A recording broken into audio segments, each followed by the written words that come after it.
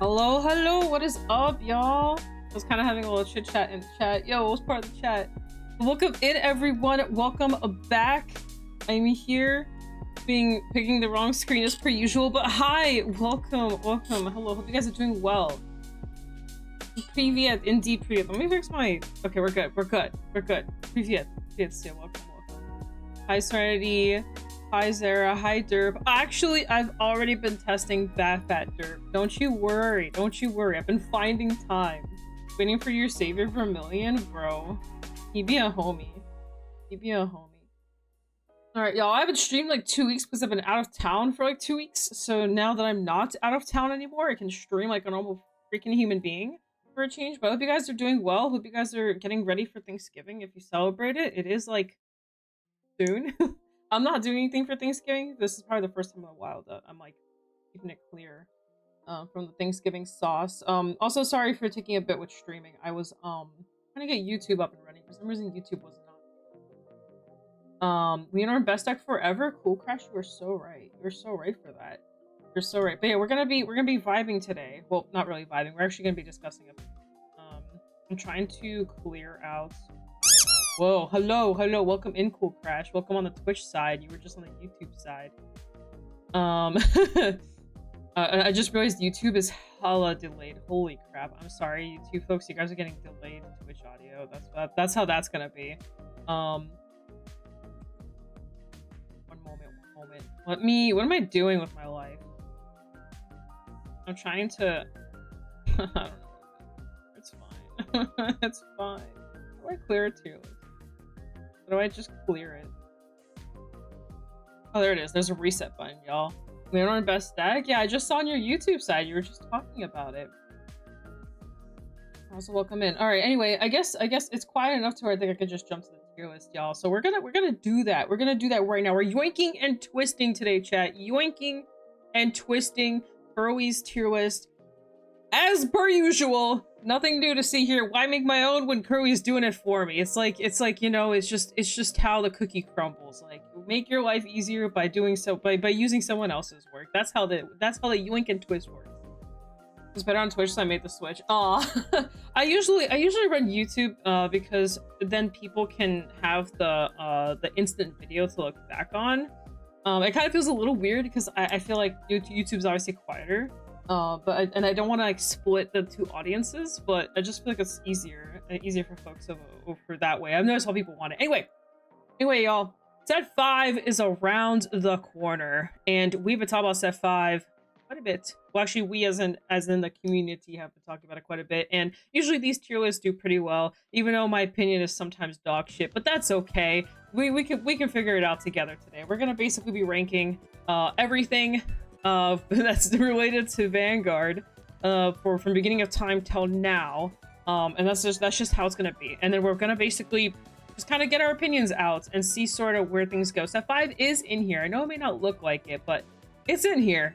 Like there is Lyle, but everyone's favorite waifu. She's right there. She's waifuing it up in the abyss of other decks, right? So she's doing her thing. So yeah, there's quite a lot. I'm probably gonna do like a quick like run through of decks that aren't, you know, very popular, or decks that are kind of obvious where they kind of stand, like decks we talked about before that we don't need to rehash because nothing's changed, and then we'll kind of start throwing in other decks. Is that okay? So I hope that's okay with everyone else, because it's gonna have to be okay, because that's how we're gonna do this. I may need your help, chat, because this is going on YouTube. I may need your help. We need to make sure I'm not an idiot. You think Nairos is gonna do okay, even though we're getting it super late? Yeah, she'll probably be fine.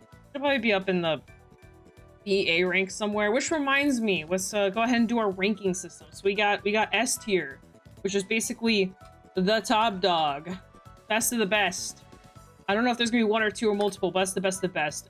Solid choice is A. So basically, you can't go wrong with this pick. Our new ranking titles. Yeah, new ranking titles. I ain't gonna lie, I almost read titties. I don't know why. Don't ask me why. Also, I don't know if Zara's still in here. I can answer your question about Duluth. I mean, about Houston if you want me to. Also, it's really nice meeting your friends. I won't say exactly who, just not to dox anyone, but they're really cool. But anyway, A is solid choice, meaning like you can't go wrong with it. It's gonna perform. It'll do its thing. B is just standard, I guess. Like it's okay, not the best. I don't know how else to put this. It's like the middle of the sauce. Like it's just good enough. You'll probably get like a top with it. Nothing extravagant. C is like casual, kind of more casual play. Casual play, not as consistent. Luard is your boy. Luard is a good boy to have right now. He's a good boy. You do also really. He is. Don't do this to yourself. And then we'll probably have another tier that we will add. That's basically just not enough. We don't know yet. Collabs. So basically, there's just the collab part, like Loveberry. Titties are S ring. Yeah, titties are definitely S ring. All right, fam. Start running it through. Oh my god, hi stranger on the internet. Hi stranger on the internet. Oh my god. Oh my god, it's a stranger. Oh my god. Hi Cardfighter 159. I'm your biggest fan. All right. But sorry, I had to do all that. That's a buddy of mine. That's my senpai in there. My teaching coach. The person I always lose to and whenever I face him. It's great. Anyway, so we got the Triumph Dragon. I actually know all of these decks now, guys. I've been truly actually testing. I've been preparing. This isn't set 4 orange anymore. This is set 5 orange. Set 5 orange knows way more. Anyway, don't do this to yourself. I'm just gonna throw that in there. It's a trial deck. We're not even gonna mess with it. We're just gonna throw it in there. And we're just gonna, it's just gonna be in there. Sorry. I just realized I spelled yourself wrong. I'm good at this. There we go. Make sure I didn't miss any parentheses, because I noticed that one time when I was doing this, like when I was like editing later, I was like, oh, I missed parentheses. Idiot. Also, let me like separate these. Let me format real quick. What I do for a living. Might as well do it on stream. All right, there we go. All right, we're good. We're back. Anyway, Triumph Dragon going on in. We are gonna have some duplicates. I didn't mention this last time because I kind of did this thing where I just kind of rolled with it. We are gonna have some dupes. So, and that reminds me, let's remove some of the poo-poo decks. Goodbye. Bye. Nope. Nada. Actually, yeah, you will just. I forgot to get rid of all the poo-poos. We don't want to deal with all this poo-poo stuff. Sorry. They're fun. They're cool. Most of these are just. I know there's like the training tools deck. We could probably move the training tools one, but all the rest of the stuff can just kind of go in the Garbo bin, the recycle bin. It used to be recycled into a whole new collab. Oh, this is a lot. It was a lot harder than I thought it was going to be here. Let me make it super small. There we go. That's significantly easier. Goodbye. I remember, I will still never forget my friend who was absolutely obsessed with this set, like this Record of Ragnarok set where he bought everything. And then he automatically sold everything. Like the turnover was real. I was like, what happened, bro? He like backs it out. Like he went balls deep on this, and then he just instantly removed it. It was just like the funniest thing to watch. He swapped so fast. We'll remove one of, I can't remember which beetle is the good beetle. I think that's the stag beetle that's good. I don't remember, but we'll put basically Musha King we'll put up a little bit higher. Collab decks. Mustard.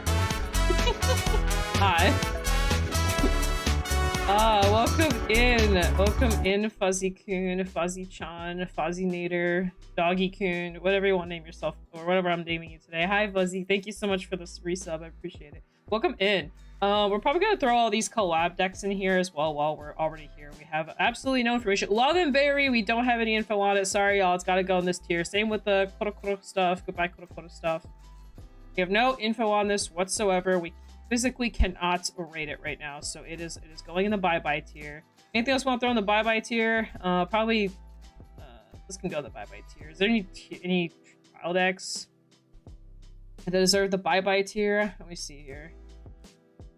Not Fennel, sorry. Fafnir could probably go in this tier as well. I'm trying to think, the hell is that?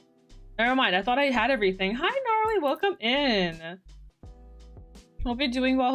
Let's see what else can go in the bye-bye tier. I just want to like speed up the process. Whatever. We'll probably just see it and we'll just throw it in the bye-bye tier. Anyway, y'all, like I said, there's a couple of duplicates like Varga and new Varga, Raziel and new Raziel. We're just gonna deal with it. Oh, I found our trial deck. Bye. We're just gonna deal with that as we go. So missing the 5 other quick start. Yeah, they're somewhere in here. I found 2. Not 2 other. We'll find the rest as we go. Anyway, let's we're gonna probably put rank. We're probably gonna put this Varga here and rank the new Varga instead, which is right here, because you know this is like the new guy, which is basically old Varga but still a bit better. So we're just gonna start with this guy. I think he's probably gonna go somewhere in the A tier. He just seems really solid. Not the best deck in the format, but just a good pick. It's just you can't go wrong. I've been saying this for a while. Some people either really hate Varga or really love Varga. There's no real in between because the deck is like so simple and it's kind of like you check your triggers and do your thing, you restand the Vanguard, you go burr. And then there's like the games where you just don't do anything and the deck feels like ass. I feel like the deck is like the very typical definition of a Vanguard deck. You restand the Vanguard, literally swing with it again. That's kind of like the deck's purpose, and it does a really good job of doing that. And no one ever said it's a bad thing. Vanguard-centric decks have always been pretty good, usually oppressive in some way, shape, or form. It's like the definition of Vanguard and Overlord, right? So I think it's a solid pick. He does legitimately, the deck has tools. It's just not the best, not the strongest. Coming into step 5, but it's definitely up there. Draconic Overlord, the Divine Z, exactly. You restand your Overlord and you say Divine Skill. That's how that works. I think this is another one of those poo-poo decks, so we'll throw it in there. Super unsure about this guy. He reads well, like he does like this whole binding thing, and he gets like a dude out if he gets retired, all this stuff. I'm gonna throw him in the casual play tier since he's literally like a trial deck, but it has a good Regilius piece in it. We're just gonna throw him in the casual play. I think casual's probably pretty good. So casual for, yeah, exactly. Really good beginner deck, really good starter stuff. Like if you don't care about competition, want to fuck around, it's a good fuck around deck. We have this Blaze deck here. I don't know. I've been seeing some weird results on it. I'm also gonna throw it in the casual tier. I think just casually you can probably mess around with it. There's nothing. If you just really don't want to play Varga, is it don't do it? Okay, we got it. Don't do it. Welcome in, Ken. Welcome. I hope you're doing well. Welcome to the stream. Okay, all right. Don't do this to yourself. And it goes. Gnarly has spoken. I will take Gnarly's opinion over mine. I don't play Dragon Empire deck, so I'll always value y'all's opinion when it comes to this over my opinion. Doji, if we don't get the ban list, Doji's so hard. Set 5 changes a lot. I feel like he's not the best deck in the format anymore, but he's definitely not weak either. I think, I don't know how Love Address does it to him. I haven't been testing with him because like he's getting like pseudo restricted. But he's still doing well. We're gonna throw him in the A tier, probably the best of the A tier slot, but I don't know, Raziel's also like Raziel, you know, y'all, Raziel.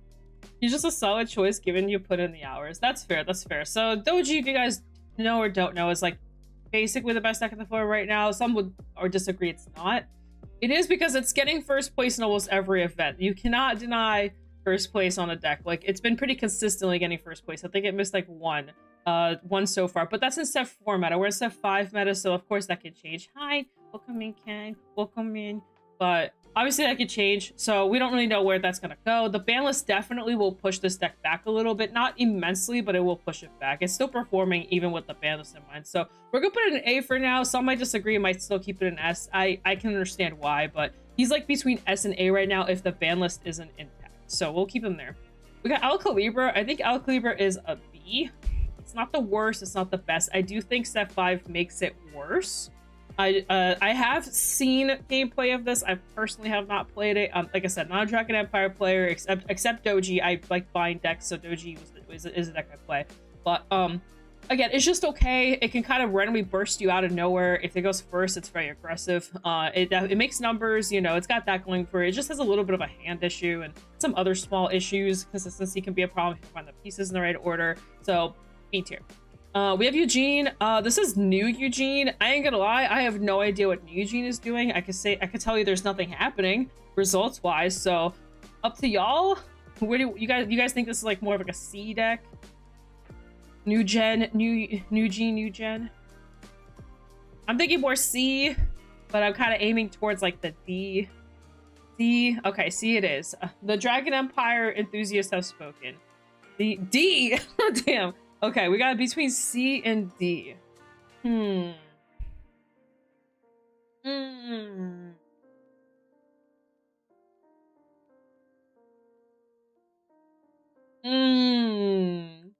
Is new Eugene C or D? Side for me. Tell me, poll. Go vote. Go be good citizens. Go vote. So a lot of people are aiming for C. I know the 2 people that probably picked C. And I know probably the 1 person that picked D. Come on, people, vote! It's 2-1 right now. Oh no, it's even now. Oh no, it's even. It's a 50-50. It's a 50-50, y'all.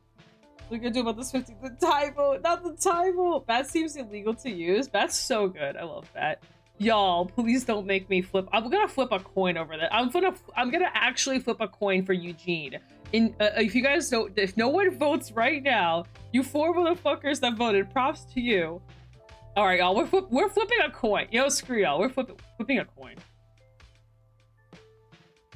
All right, we're gonna flip a coin. Heads is C, tails is D. Okay, C it is. The coin decided. He's staying in C tier. So do I ban a word? Are you trying to ban a word? You want to ban a word? You want to do this to me while I'm trying to record good quality content here on the Outer Orange channel? If you want to ban a word, I mean, you can. I will be happy about it. All right, he went to C, y'all. Eugene's the C tier deck. The coin decided for us. Dolls, I think, is a very strong B right now. I would put it higher if it didn't go into time as much as it likes to. I was going to ban the word Vanguard. I mean, if you want to ban the word Vanguard, go for it. I will just avoid saying the word Vanguard for however many minutes it's going to be said for. It's fine. I'll just do it. Ban it. Is it getting its new ban? Is getting its new promo? It is getting its new promo. Correct. It is. So yeah, Doll, if we had a 35-minute rounds like Swiss, it'd be a perfect time spot. I agree. My issue with the Endrol, this is what this is the Dolls deck. It's a time issue deck. You can live so long, and you can live through a lot of turns, and it's great, trust me, but it does have a little bit of a time issue. And actually, I just recently watched WGP where that happened as well. Sorry, got jammer on. But anyway, so long story short, I think it's a strong B. It's good. It's just it just has some issues, especially when it comes to time, and time is very restricted now, so gotta be careful. Good Blackmire. Flaggy Boy can come up here. As much as I hate putting him up here, he's still a good choice in my opinion. A very annoying deck. It's one of those decks where you can't go wrong with taking it, but you also have to know what you're sacrificing. You're sacrificing your dignity, your soul, your existence to play this deck, and just letting you know what you're getting yourself into. Chill deck. You think Dolls is a chill deck? I think Dolls is cool. But just here for a good time. Oh, okay.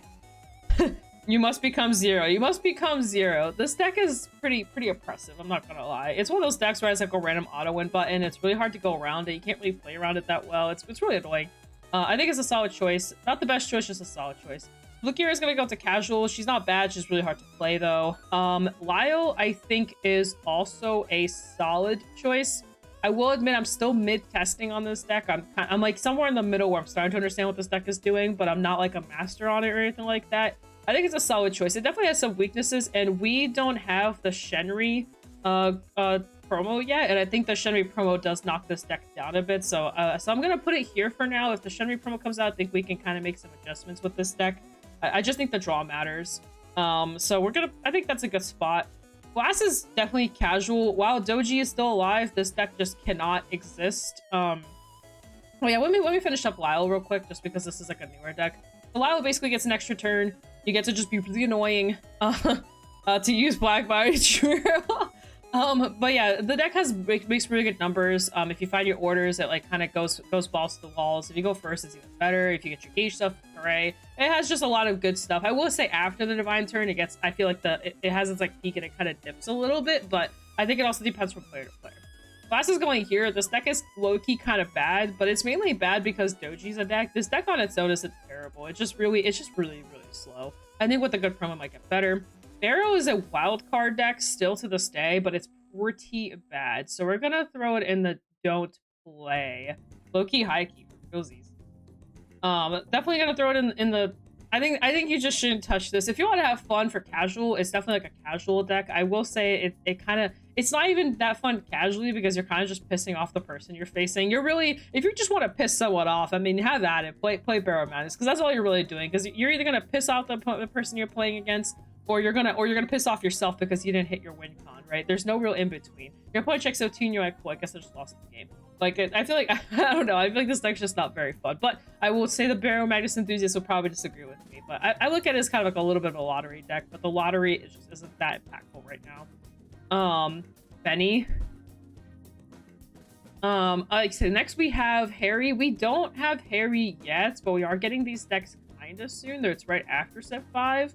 I think we could probably rank them this time around. I think we have enough kind of information to kind of start ranking them. I think Harry's like a B. I did test into Night Rose, not so much Harry. I've also played Night Rose. Harry I've spent a little bit less time on, but I think B is a good spot. It's got tools. It's got its thing that it does. It just has a couple weaknesses. This is one of the trial decks. We'll just go throw them in here. This is old Raziel. We'll just throw them in here. Since it's old Raziel, we have old Lyle. Definitely kind of casual / don't mess with it type of thing. We have the new what is this, Undercover? I think Undercover is a B as well. I actually don't think this deck is as bad as people think it is. It's just there's so many good Keter decks right now, and the Keter pile is just so large that I feel that the Undercover deck kind of falls off a little bit because of it. I have cats touching my legs. So yes, I think it's kind of around here somewhere, probably like an okay tier. We got Alden. I think Alden falls under the okay tier as well going into set 5. I feel people really hyped this guy up a little bit. It can be really annoying, but I think this deck has a couple weaknesses too. I think it's a strong B. Got new Raziel though. Yeah, Floof with Floof 1 and Floof 2. Floof 2, which is Little Floof. Little Floof is messing around with my stuff right now. Alden is a good deck. Maybe I could put him in solid choice. I personally, every time I've played against this deck, I always feel like there's like something it's missing. It's always something. If I'm on a really good deck, if I'm on a deck with the same level at it, then it kind of feels a little bit more unfair. It's kind of a weird one. Early aggro it is annoying, but think of it this way: all the Keter decks have annoying early aggro. It's not really like it's doing anything that different. At least that's how I view it. But not a Keter main. I used to play Keter quite a lot. Kind of. I'll put him in the A tier. I think he's more of a B tier, but we could throw him in A tier. I do think Raziel is really strong though. I actually think this is one of the top dogs. Due to calling PG and triggers without worrying. Yeah, you can play the hostage package. You can kind of you can also, call over the PG and bounce it back to hit. You're right. It's got its the stuff, I guess. Best way to put it. I don't know. I've seen this deck just die like so many times when I was playing what was it? I was playing Leonore, Blagmire, and I think Doji were my main 3 that I played into Alden. I just found that I found that it just didn't have much issue just like slamming it down and just not caring what it did. His biggest issue is it's not Raziel. I think that's just the problem. It's just not Raziel. I'm gonna put it in B. I feel more comfortable with it. I think in set 5 it's more of a B tier deck. Keep in mind Love Address comes out, and Love Address is Love Address. I think Raziel is insanely good right now. I actually think it's one of the best decks in the format. It just heals so much, has so much resources. I just feel like it's the best Keter deck right now by far. I could be wrong. Like I said, set 5 is still something I'm like in the middle of testing right now, because I was testing for set 4 obviously for the last 2 events that I just came back from. One was Georgia and the other one was Houston, though I ended up not playing standard day 1. I changed my mind last minute, but from current testing that I've been doing in the last, literally in between it all, I've been sprinkling some set 5 testing with a friend of mine, and so far Raziel has felt one of the best in my opinion. I think it's really good. I could be wrong. I just think it's really good. From my personal opinion on it, I don't know. It's just annoying. It's pissed of facing. It's like there's nothing fun about watching your opponent heal every single turn. It's just annoying as hell. We have Astrom. I think Astrom is probably gonna hit the do not touch this tier. For the time being, it might get better over time. Velstra is like a more of a casual, I think, choice right now, probably on the higher end of casual. I thought this deck was way stronger, and then the more I start testing it, the more I'm like, God, this deck just isn't doing it. It's not. It sucks because I really like this deck, but it just ain't doing it. It ain't doing it. We're gonna put the Rotovisor in here as well. Dayusha was good, but it's definitely falling off. It's starting to hit like more of like the B tier spot.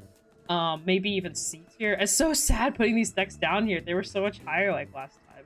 Archite, I think, is starting to enter casual play. I could be wrong. It might be more like a B tier deck actually, but don't tell Dan. I know, don't tell Dan. I just think it got like power crept so quickly. I think set 5 divine just kind of set 5 divine and set 4 divines just kind of, they're more defensive, but they also have some good aggression behind them too. The blood is coming. The blood is coming. I'm really excited. I can't wait to see how it comes out. But I think Archetype's here, Dayusha's here. Oh, sorry, Dayusha players. El Padillo I think is like a solid B. I don't know if the new stuff really changes him. I only know current El Padillo. But I'm gonna put him here. Good old Paul. I think Paul's just standard. It did just win an event for set 4 for us. One of the places, I can't remember what, I think it was Mimar that had first place El Padillo. I think it's okay. I think this deck can randomly high roll in its own way and just kind of kill you because of that. And then it also has like the low roll where it just decks itself out. And if your opponent's smart enough, they'll just play around enough to where they'll win. Cristiano says a trial deck's not bad. It's just a trial deck. We'll throw them in with the others. Velino is weird. Velino has some really good matchups and some really bad matchups. I think this could be like a B. Not the worst, not the best. Sometimes she decks herself out, or sometimes she's just too slow. She doesn't do anything, which can be a problem. Kind of goes into the time issue with our doll guy here.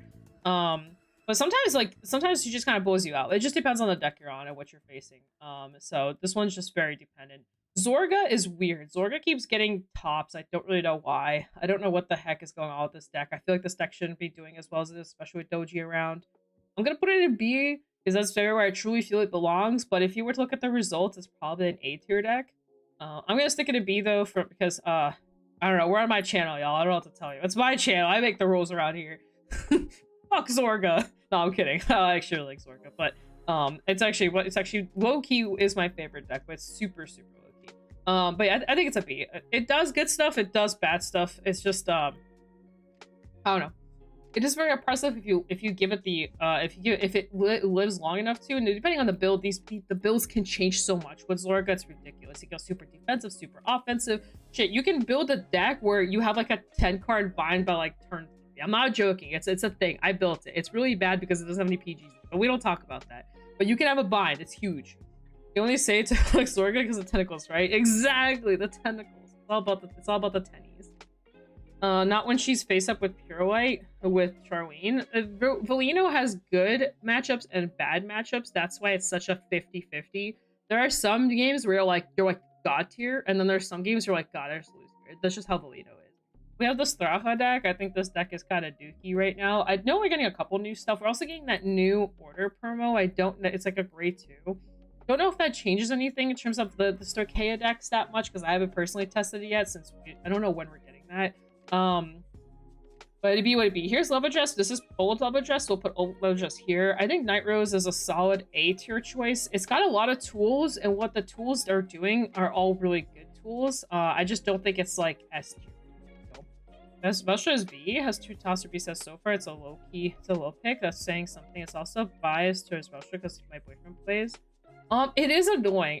I've tested it a lot. I think so 5 Vestra is a little weak. I think like we could put him here, but I'm kind of like, I don't know. He's just not that good. He's just, I know he could be annoying if he goes second into him. But well, okay, we'll put him in B. Chad has spoken. Chad spoke. by my channel's rules, Chad spoke. B he goes. Anyway, back to Rose. Rosy Cheeks. How do I explain this deck? She has the hostage package going for her, which actually is really good. Into some random matchups, you can just like win because you'll just keep calling Perfect Guards and they can't answer it, and you'll just win that way. Her downsides are that she doesn't really do much right now. She just draws cards and has 5 attacks and draws cards and has 5 attacks and draws cards and has 5 attacks. There's no real pressure aside from the flip. Whereas like decks like Luard and Jet at least have the guard restrict on them. Masai's got like the huge column starting really early on. Chiranui still has the dominant and is still very aggressive turn 1 and turn 2. Hold on, what? What's up, Leslie? She draws cards. She does draw cards and has 5 attacks. Which means she's a decent deck. Exactly. She's a solid choice. The number 2 rules of Vanguard. Does your deck draw cards? Yes? Cool. Okay. Does your deck attack at least 5 times? Yes? Okay. Sounds like a solid choice. She's critically acclaimed is crazy. That's why she's in the A tier. That's why she's in the A tier. She's not here because she does nothing else, basically. That's all this deck deck does. It's just numbers and attacks. You start with your 3 attack turn, then you have your 5 attack turn. I will say she can live for a very long time as well, though. I have as a Leva Dress player with the new stuff, I had to just sit there and deny until Night Rose decked out. Like I went to deck out, like no joke. Same with Luard actually. Speaking of Leva Dress, we have Leva Dress. I think, does she have time issues? She can have time issues, but you if you play pretty fast under her, it shouldn't be a problem.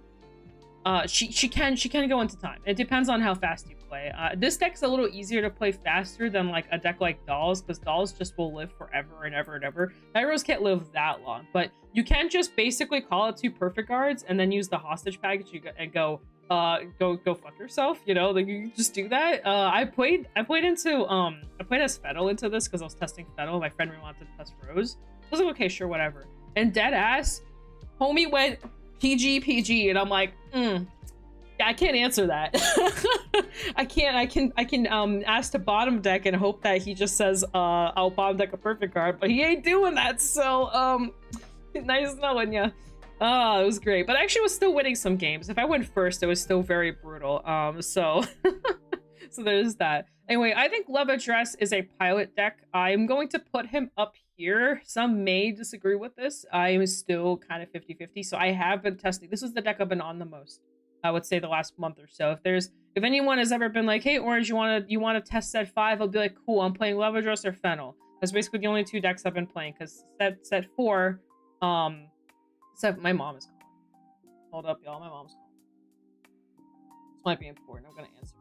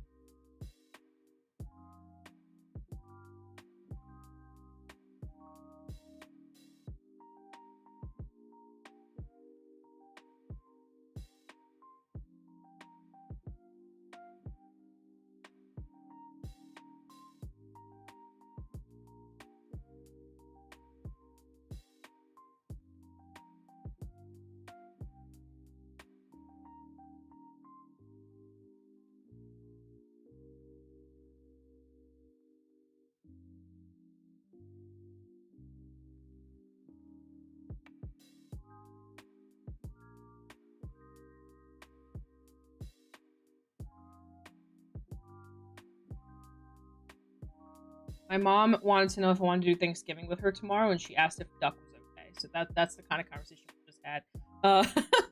And she's pre-cooking right now, which is exactly what Fuzzy is talking about. Hi, I'm back. Yeah, my kitten has joined. Yeah, come on in. Hi, hello, little girl. Okay, she's gonna just go sit on my chair. All right, y'all. Leva Dress, as you guys talk about Thanksgiving.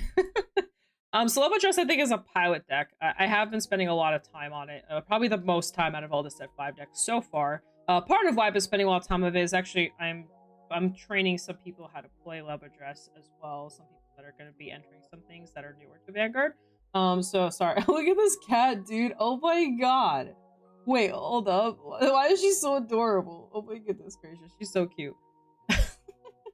Hello. Hi, baby girl. Oh my god, little floof. She is really soft. We'll screen it? Yeah, we could.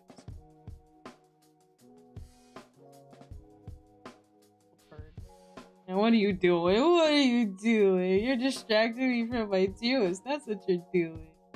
Yeah, you are. Really, she's asking for pets. I haven't been home, like, at all. Yeah, she's a little cutie. Yeah, you are. You're a little hoodlum, but you're a cute little hoodlum. Yeah. Aww. She's really enjoying the pet. So yeah, she is incredibly soft. Softer than my ragdoll, which is surprising to say because she doesn't look soft. She's a very happy. She is literally just, her paws are like this right now. Like, she is just spread as hell. Spread. What do you want? What do you want? Wanna go in there in my curtain? I don't know what she's doing. She is just in there. Sylvian horned beast floof is crazy. All right, I'm gonna. You want to go up on my chair? Let me put you.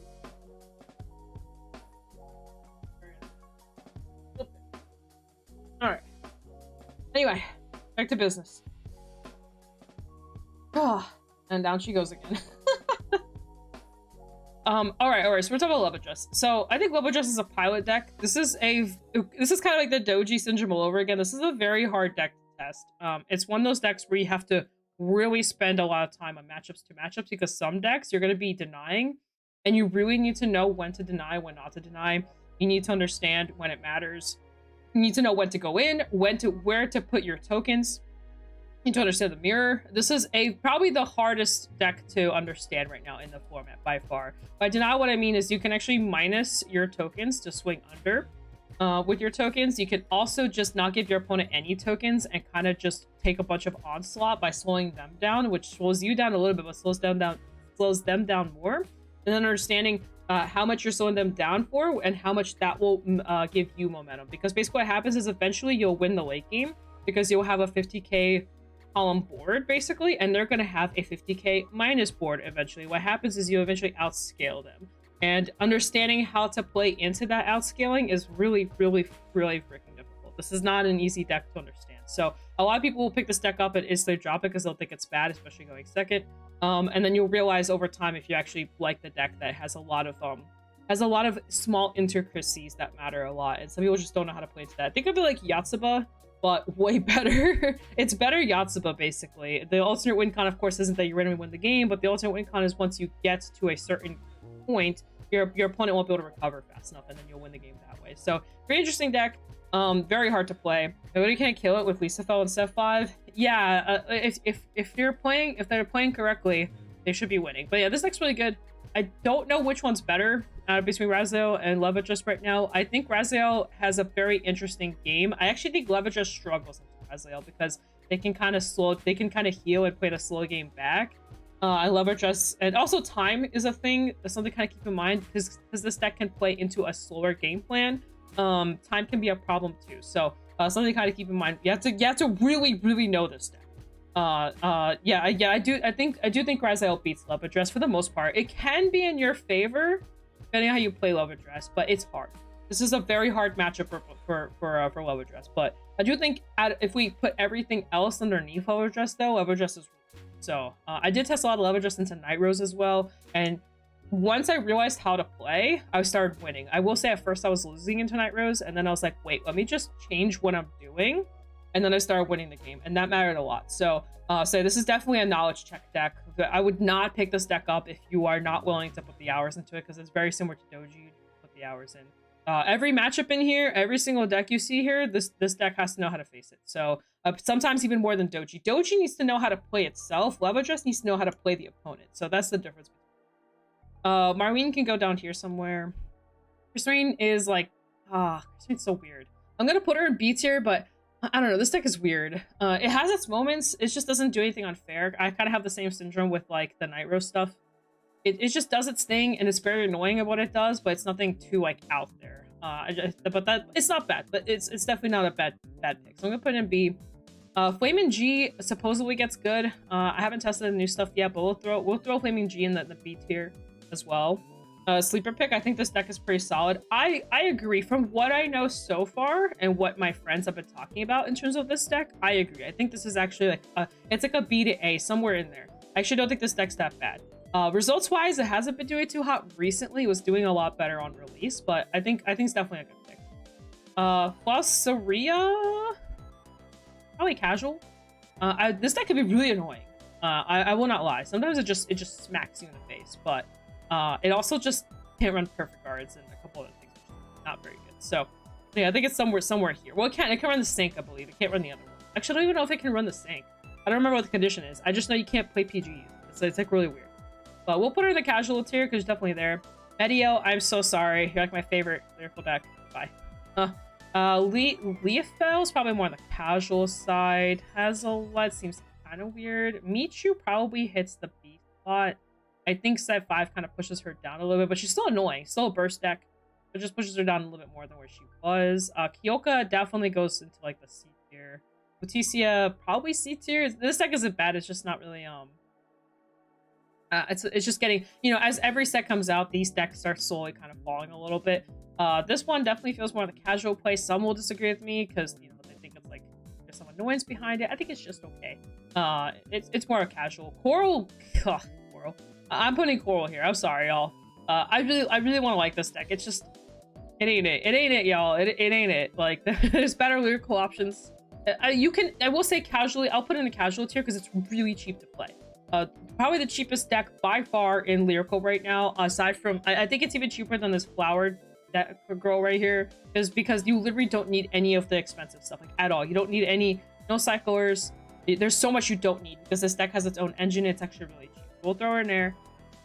Vert's, I don't know. Vert's so bad. Weasel is probably up here somewhere, probably hitting A, but I think this set is more of an A pick, and I think the new set is like set 5 is more of like a super, yeah, true. Luminrays is super expensive, but Weasel is probably here. I think this deck is really good set 4, kind of slows down a little bit going into set 5. I think some decks can keep up with it enough to where it kind of goes down.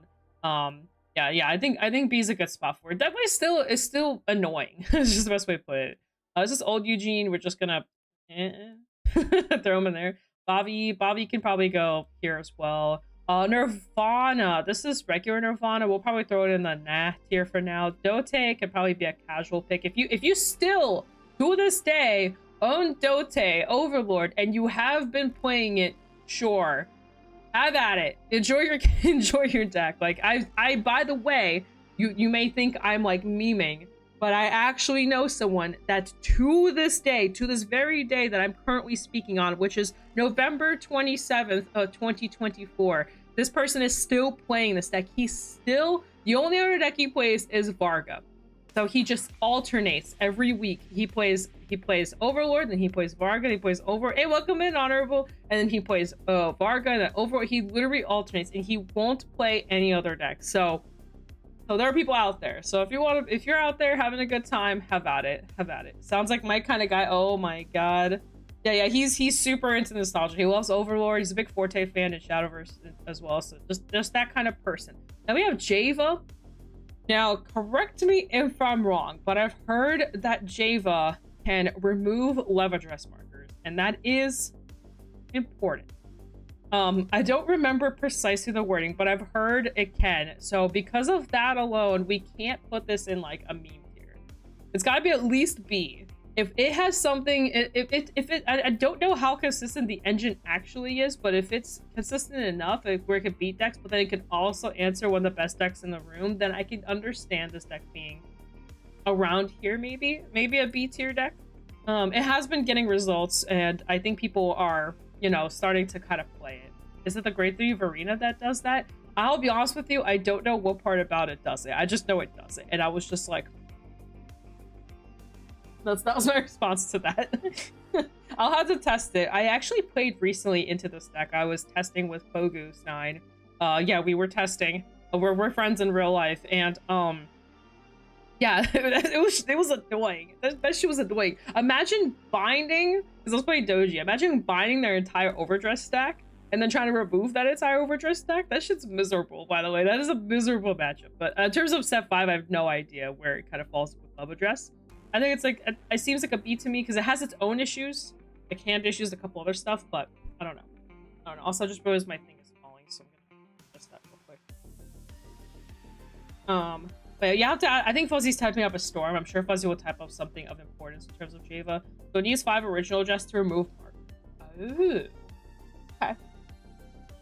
Which is a lot. Okay, so it's a little hefty of a cost to get there. Considering Levadress spawns like basically 3 to 4 turn, I could see where that could be kind of not the end of the world, I guess, because I don't know, it depends. The deck can get there.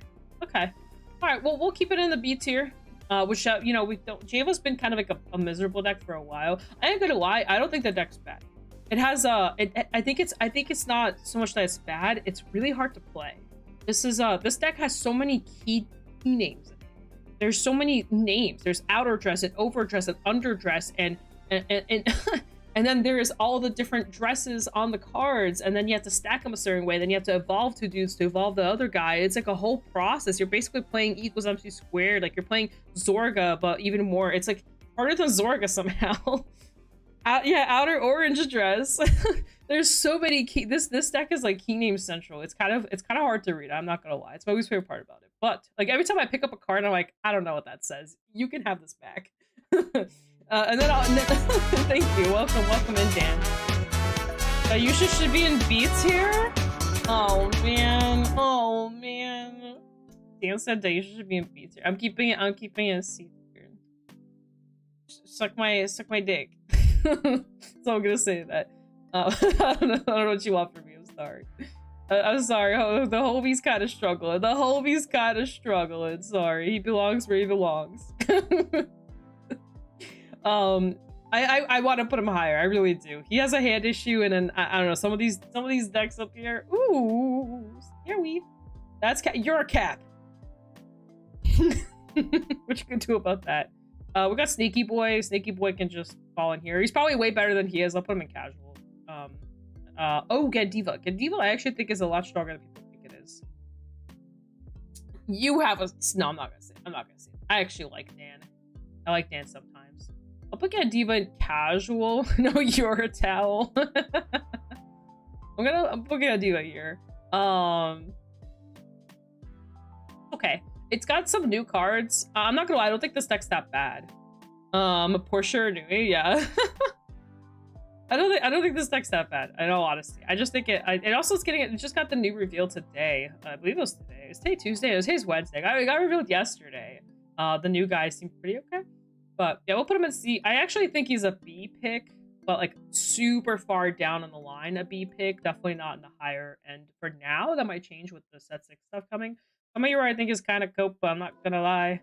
You might disagree with me, but it's kind of cope. Vermilion, old Vermilion, kind of cope right now. He can join the cope squad. But what if I use my axe skill twice? Nui, I think, is still a good pick for the time being. We don't have the ban list yet. So because we don't have the ban list yet, he can stay in his little B tier. I'd probably put him up here, to be honest with y'all. It's still performing. I think I'll just keep him at the low A. He could be the low A. Can we at least put my boy at the bottom of B, please? You know what, Dan? I have a really good solution. Let's flip a coin. Let's let the RNG gods decide if he can move. Let's do it. Where is he? Where's our boy? Dayusha. Dayusha, you in tier 2, Dayusha? Is that where I put you? Yeah, there you are. All right, Dayusha. Heads to move it. Tails, it stays. Okay? Heads, we move it. Tails, it stays. Let's change the color. Yeah, coin flip. It's staying in the C tier. Sorry, Dan. The RNG gods spoke. Heads always shreds. What about tails never fails? What? Sorry, the RNG gods spoke. The 50-50 said he stays. No respins!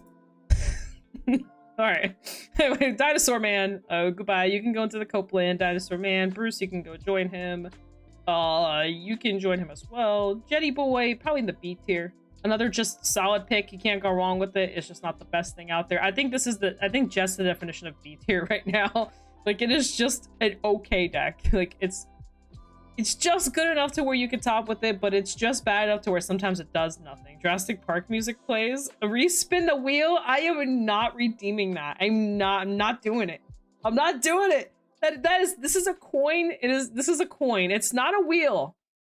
It's not a wheel. It looks like a wheel, but it's a coin. You see, it says coin.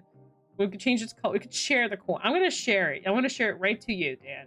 Right to you, so you like remember, in case you missed it, in case you forgot. Wait, where'd it go? I hit the share button and it just disappeared. Copy link. There you go. Just in case you forgot. Do it yourself too. I shared the coin. Anyway, back to this. Flip it again off screen to see if it lands tails. I'll flip it again. Let's see what happens. I'm just curious. I got heads. That's so funny. I'm not changing it though. Not changing it though. No. Not today. Not today. Not today. The coin already spoke. Anyway, back to Brucey. Goodbye, other Brucey. El Majester, definitely in Copeville currently. You flipped it again. I can flip it as many times as I want. Who said I can't flip it? Who said I can't? I just decided to flip it anyway. What if I was just bored? What if in my head I was like, am I having breakfast for lunch or breakfast for dinner? And I flipped the coin and the coin said breakfast for lunch. Okay? So, you know.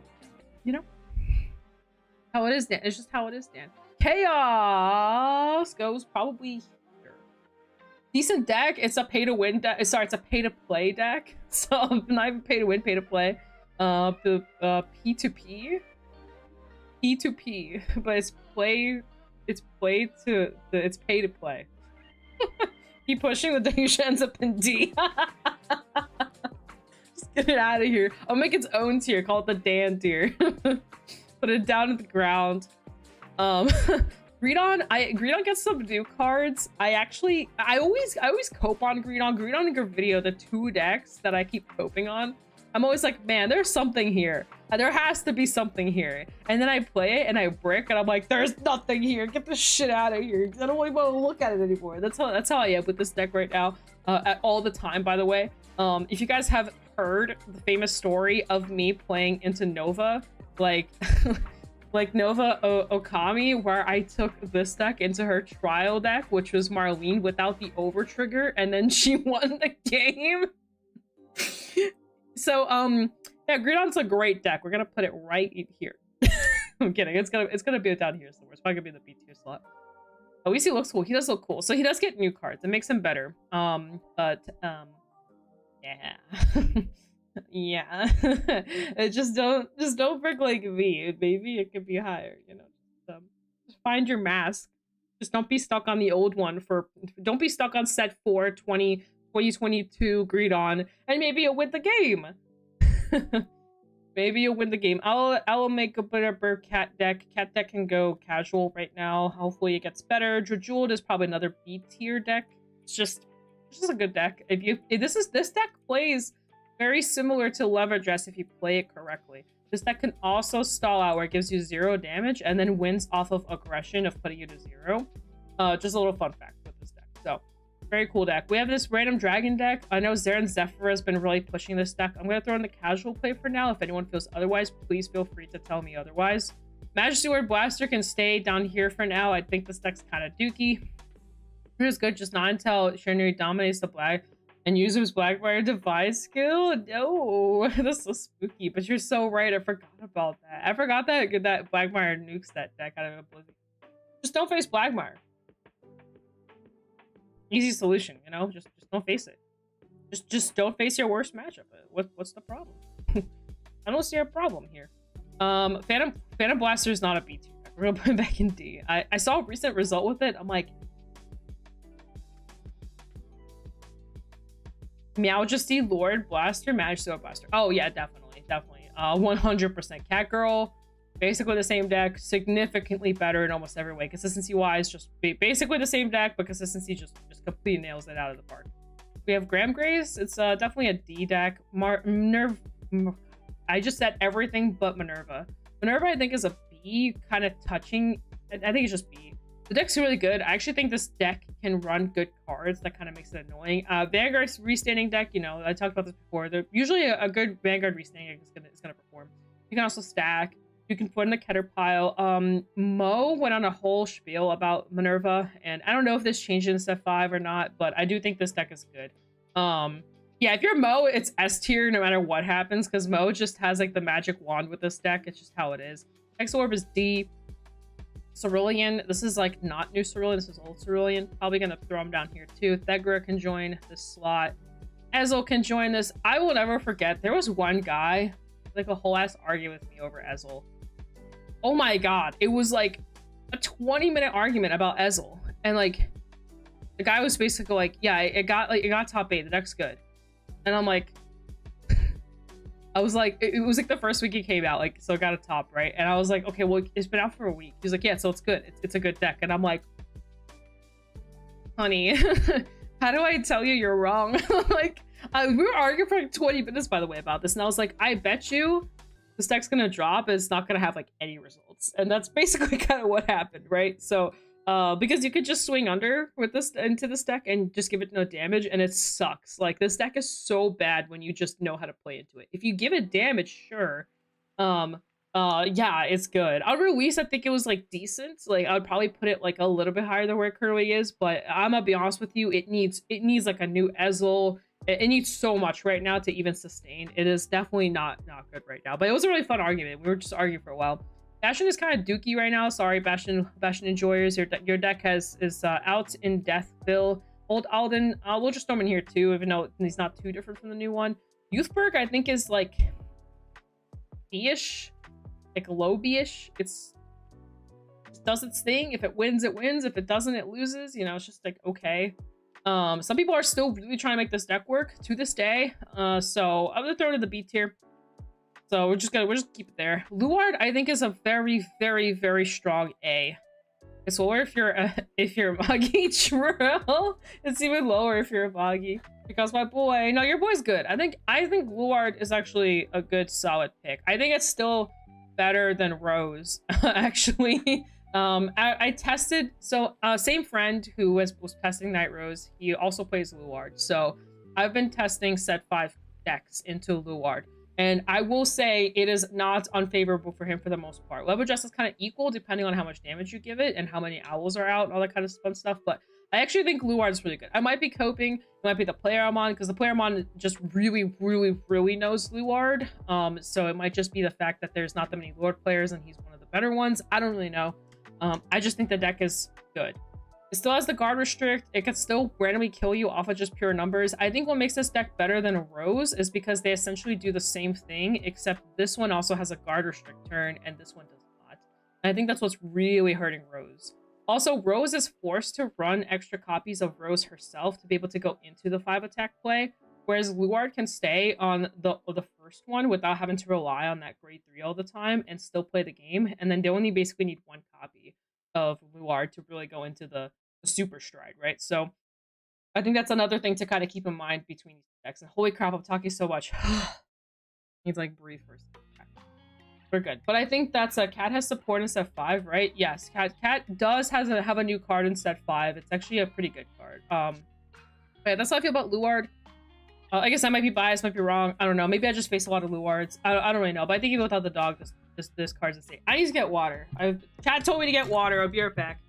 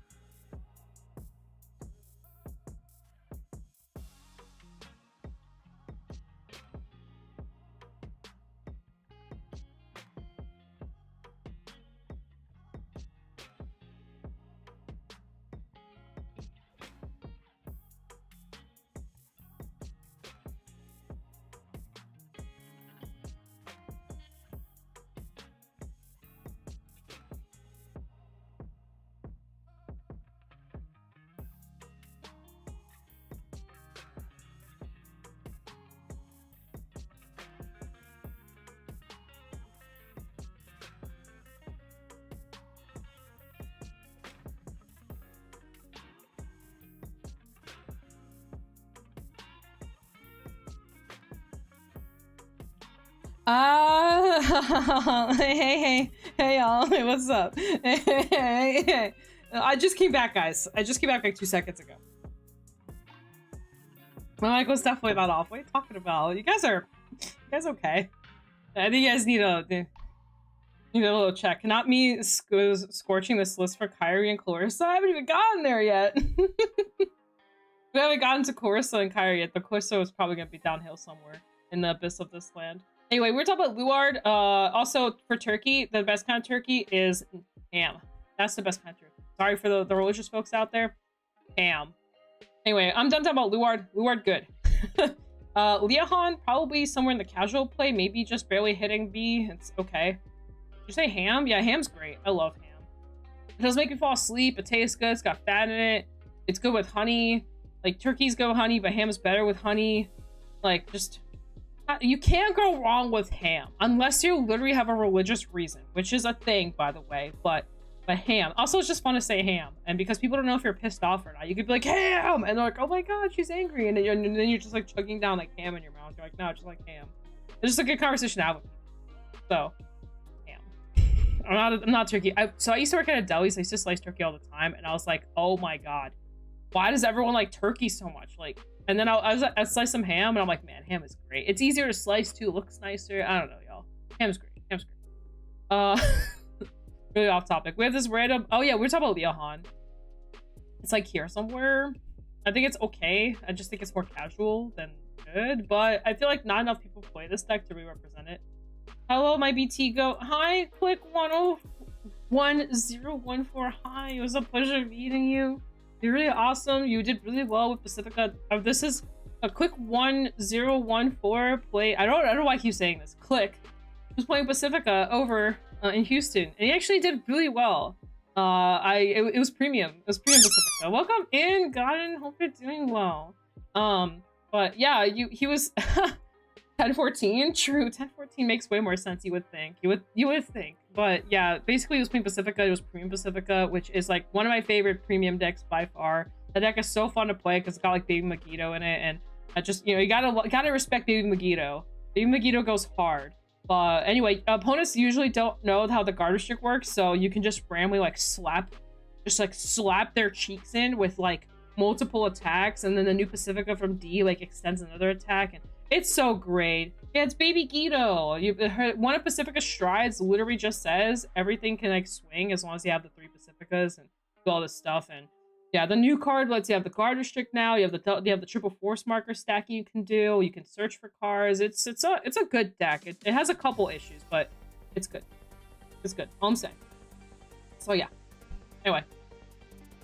Good old Pacific. That's okay. Me and Click tried. I was on my crazy Taurus list, Loris list, our Tira Loris list, and he was on Pacific. We tried our best. We tried our best. All right. We got Poo-Poo deck here. Goodbye, Poo-Poo deck. Prison, probably somewhere in the B slot. Probably still like. It's not the best, but just reasonable. Now we got to rank her. She's down here. She should be in here. Oh my God! Oh, she's right here. Right here. But this is Heroes probably casual. Bat deck is probably up here. Oh yeah, we could probably talk. Sorry about the game that you sat next to me. I bricked on the MSP. No, you're fine. You're fine. It happens. You don't apologize to me. It's all good. It happens. I don't even remember what round that was in. Was that round? Like, what's the sauce on the bat? Bat propaganda. Bat propaganda. So the thing about I have a video coming about this deck. Well, actually, I have the watch video coming. Then I'm gonna make an actual video on it. I have 2 videos coming. The watch video's coming first. So the thing about Bat deck is that it's a Glass Canyon high roll, like ridiculous. It's like, think of Chaos, but just this is better. And that's basically what this deck is. Chaos is also a Glass Canyon mess, but like once you get there, you get there. When I'm fighting Oot. Oh yeah, when I was dying to Oot, man. A great time. Imagine dying to Oot, man. Could be me. I forgot how to play the Link Joker, y'all. I was so stupid. I sat there. I was like, man, I misplayed. And I was like, oh, that might have just cost me the game when I misplayed. I was like, oops, whoopsie. I also don't play much Link Joker anymore. So I went in with 0 testing, by the way. Why are we beating up the birthday boy? Yo, you know, it is not my fault that I got rounded into the birthday boy, dude. His ass got railed in V. I felt so bad. I forgot. So forgot what the hell Link Joker does. Both in V and in Premium. And then B, he bricked in V, and then he did not brick in Premium, as far as I know anyway. So it was really funny. In V, he didn't see any of his Zirconiums. He didn't open the grade 4. Welcome in. Thank you so much. Oh, thank you. Thank you, Gnarly. Appreciate it. Appreciate the 2 months. Welcome in. Welcome in. Thank you so much. Thank you for the purple heart. But yeah, he didn't see anything. He didn't see the grade 4. He wasn't really doing anything, and I was just like slapping my dolls just over and over again, and then he just died. And then at first I thought like something serious gonna happen, and it was so bad that I had a force marker on my board. On my board, I was an Excel player, so that's how bad it got for him anyway. And then in premium, it was probably would have been a more even match if I played more correctly, but I misplayed my bounce with Tira, which costed me the turn. Like I would have checked OT actually, I think like a turn sooner. I think I checked it either defensively or offensively, I don't remember, but I would have checked it, and that actually might have completely changed how the game could have went, obviously, because OT's an OT, you know. Gotta love that trigger. So yeah, it would have been a little different. Basically, I couldn't restand my Tira, which means I lost an extra drive, and that matters. So I don't know. It's my fault. It's my fault. I forgot to bounce a card. It was my own doing that led us there, but it happens. But anyway, back to this. What we're doing? We're ranking stuff. So we have Messiah, probably still a B tier deck. It's just okay. Avantgarde is pretty doo-doo. They're gonna do card. I just don't think it's enough. B is Ava is probably a B tier as well. Just a solid pick. It hasn't really changed. It's just a good deck to take. It just hasn't changed much. Silhouette, goodbye. You're poo-poo. I play Silhouette, guys. I have so many feelings about this deck. None of them are good right now. Orphist.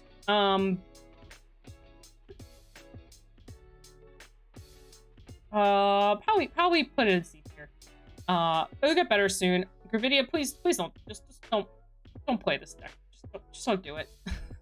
I know, honestly, it actually has some it had like that random thing where it did well. So yeah, Orphist is definitely a rogue pick. It has like that burst. The issue is it just has like a hand problem. It has a massive hand problem, and a lot of decks are really aggressive.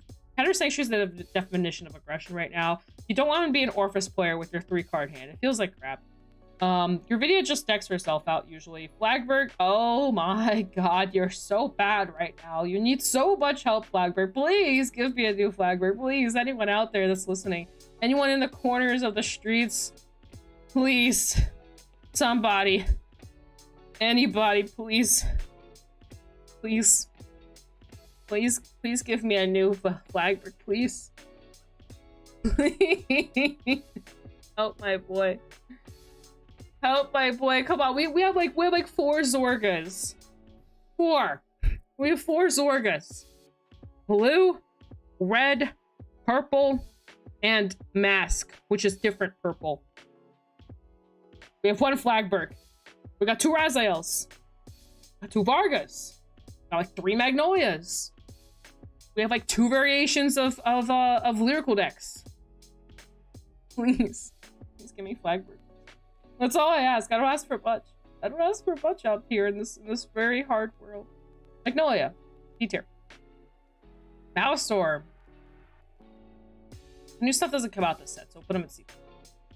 This guy also needs so much help. This Granfia deck. Oh my god, he needs so much help. Claudine, probably casual, just touching B. It can be insane. Claudine can be really scary. Just it has like 50k calms on turn 2. Oh yeah, it's Maelstrom. I call him Manly Storm. I hope we get the Kokoro. I hope for the Kokoro stuff as well. I mean, I want it so bad. It looks so fun to play. I just want to play because it's fun.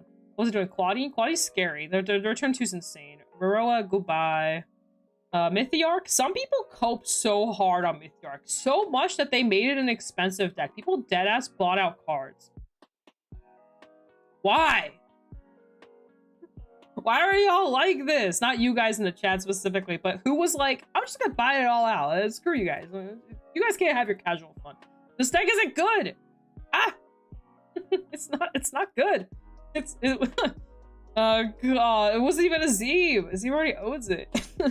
Somebody just deadass like bought all the cards. Like it randomly went up in price for what? Oh, because of the, how is that a low key? It's just low key. It just is. But anyway, Mythiarch is pretty bad, even with the new cards. No one's playing it. I actually need to reopen that deck and see if I'm missing anything. Don't let Azim hear you. I know Azim will come after me. Okay, Azim loves me. It's okay. I love Azim. Azim loves me. We have a very honest, platonic understanding. It's safe out here. We understand. We both actually like almost all the same decks, which is kind of funny. I think the only difference is like Aquaforce. I'm not a big Aquaforce person, but Azim is. So. Anyway. I love Mythiarch, okay? Really pretty deck. Sucks. Anyway, Mask, kind of goes here as well. And then we have, what is this? Leonore. Leonore is still a solid pick. It's probably up here somewhere. The deck doesn't change. It's just good. It's just a good deck. It's still topping. It was topping in set 4 and Stride meta format. It'll just keep doing its thing. It's just aggressive. It's annoying. It's good. It has a little bit of a hand issue early on. It kind of recovers it like mid to late game. But yeah, good. That's all I gotta say. Kyrie's probably up here, maybe like high B tier. I think this deck's really good and also really bad at the same time. It's got like a weird mix. Hasn't really been doing too hot over here on the English side so far, but that might change. I don't know. We'll have to see. I think this deck has potential. It does. It's a deck that has like a never-ending thing that it keeps doing over and over again. It just doesn't stop. Once it's on grade 4, you call your 5 cards. You swing with your 5 cards. You bounce your 5 cards. You call your 5 cards. You swing with your 5 cards. And then you bounce it all back and you do it all over again. Recycle and repeat. What the deck does, it does it really well. The numbers are really annoying. You eventually just one side or the other is eventually going to lose. There is nothing else this deck does. It's just number, me swing, me bounce, number, me swing, me bounce. So that's the deck. Just find your grade 1 at a time and you're good to go. Piece reliant, but it's my favorite standard deck. I actually don't think it's that piece reliant. The Yasmin is really all you care about. As long as you find Yasmin, the rest of it will kind of come together. You know, you have the cyclers, you got the draw, you got the ride line. You got enough stuff to kind of recover, but I know what you mean. I know what you mean. It is very reliant on specific parts to kind of, like if you're stuck on grade 3 Kyrie, you basically lost the game. So I know what you mean. But it's pretty good. Patroka is probably casual. It has some good stuff. I feel like the super hard Patroka fans are making the deck work. It's just a little high roll still. It still has a couple issues. I tested it out. I was using I can't remember his name right now. It's not coming to me. The guy, I made a whole short about his deck. I tested out his exact list. Like I just proxied out the cards, and I had like 2 cards missing. I found them actually. Anyway, it felt okay. It didn't feel like insane. Like it didn't feel like on this level up here. I forgot to talk about Bat. Oh my god, guys, we were talking about Bat. I went off topic. Hold the phone. Bat. Almost talk about what Bat does. So Bat is it's a glass cannon deck. We were talking about it earlier, and I realized we completely overlooked it. So Bat is a deck where once you rise to 3, you usually win the game. Unless they check OT, obviously. And then you can kind of lose the game. Because the deck is still glass cannon. It's kind of like, think about Chaos, but just faster and better Chaos. Because they essentially do the same thing. They have a turn where you're basically dead, but if your opponent checks OT, then you're struggling. And then your hand is like very fake. Bat basically can deck thin out like a ton of orders. Has a new grade 1 that also plays orders from your hand, lets you draw. You can recycle some of your monster pieces using the grade 2 promo recycler that Archite usually plays with, the Soulblast 2 call it, and then you can get a monster and then discard a monster. You want Penguin in there to kind of go that aggression. That JP person doesn't run heals. Yeah, some people just don't run heals. They just run like pure aggro. This deck is basically lives and dies on the grade 3 turn. It's very aggressive. You can send someone out of existence like on turn 3 very quickly, because basically with the board state is you got a dude on your left, a dude on your right, and the Vanguard in the middle. Usually the dude on the right is the guy that restands. If your opponent gives you too much damage, oh no. But let's say you're playing with 2 damage. The dude on the right says when he swings, you can counterblast, energy blast 3, give him 10k and a crit. The crit is if you have 5 orders, the 10k is if you have 3 orders. They have to be different. Then you swim with the Vanguard. Vanguard has the same checks, and then you remove those, so like the 3 or 5, and then you restand the rear guard, and then you restand the Vanguard. They are not once per turn, as Fuzzy just stated. So they're not once per turn, so basically you get to restand the rear guard, you restand the Vanguard loses 2 drives.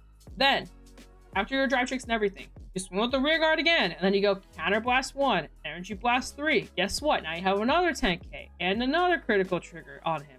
And then you swim with the Vanguard one more time. And guess what? If you meet the check again, you restand the rear guard, you restand the Vanguard, and guess what? You just keep doing that until you can't anymore. Now the energy stuff will eventually stop. You can only have so much energy in one turn. Counter blast though, if your opponent gives you a ton of them, you go crazy. You know, so yeah, that's basically the deck. It's basically rear guard, Vanguard, rear guard, Vanguard, rear guard, Vanguard, and then you have one more rear guard on the left that will eventually swing. Because ideally you don't really want both of the guys on the board. You can, but it's a little heavy on the CP. If you have both and your opponent gives you the damage, sure, have at it. But you actually won't have enough usually to do both at the same time. Usually on the other side will be the grade 2 promo guy, the Archite dude, that guy will usually. That's basically the thing. Yeah. If they do survive, the opponent has to check OT on the very first damage in order to be okay. Basically, it has to be the first damage usually. because they'll usually be guarding kind of early on, and then they'll eventually take a damage. And wherever they take the damage, that's kind of where it matters. And then, yes, their hand will be just completely screwed because the numbers get bigger and bigger and bigger. You have to keep taking like a bunch of pressure. It's a very aggressive deck, and your opponent can't really do much about it. And if you go first and your opponent's second, you're beating up a 10k base, by the way. it's very aggressive. It's very aggressive. So that's basically the Bat deck. I think it's a really, really good pick, actually. It does have a little bit of a glass cannon issue, and I mean, I have to sacrifice something, right? You run a lot of orders. You get to draw, but you're running a lot of orders. Sometimes your whole hand will be orders, and that could be a problem for the deck. But otherwise, it's good. Good deck. Have fun. I think if the opponent is smart enough, they'll try not to give you too much damage early on. Like, if it were me, I'd just keep the opponent at 1 if they're playing Bat. Kind of like try to solidify some PG, some draw before they go full aggro, but that's just me. I don't know if it's a way to beat the deck, but it's definitely something. Oh yeah, you bought all the Bat stuff early. I will cope this will be like my OTK Fenrir from 0. That makes sense. It is a very much an OTK deck. Your games will end fast, by the way. But yeah, really good deck. Sorry for glazing over Bat real quick. I went back to him. I remember. Back to Patroka, C tier. Clarissa is D tier. I'm sorry, Clarissa fans. Ellis Steele can join you. Vulnerable can join you. Ballista can join you. Some people will say Ballista's more of a C tier deck. She probably is, but it's just not worth your time. I think the issue with these decks, they're just, unless you're a die-hard fan and this is like your favorite deck on the planet, it probably isn't worth your time unless you really just want to casually play something. That's where all these decks, whoopsie. All these decks kind of fall under right now. They're just too behind at this point. They have some stuff. They have the gang support. It's just nothing. It's just not enough to keep them in the game. LT joins this as well. Harminia is probably up here somewhere, a little bit higher. I don't think she's that great. For Tia is kind of in the same spot. Fennel, I think, is probably up here. Her issue, she dies to Love Address, so she is just okay. Love Address is a really bad matchup for her. Using Bat once that 5 comes out, hell yeah, Bat's great. I love her. Fennel's good. She has actually good matchups in a lot of these decks. The issue is these two right here are very problematic for her, and that's a problem because these are the decks you're going to see the most. So unfortunately, that's kind of where her issue is. So I think if this deck didn't exist, maybe, but because these both exist, it's like really painful for Fennel. I think Fennel is going to get shelved, as me and Starwing were talking about.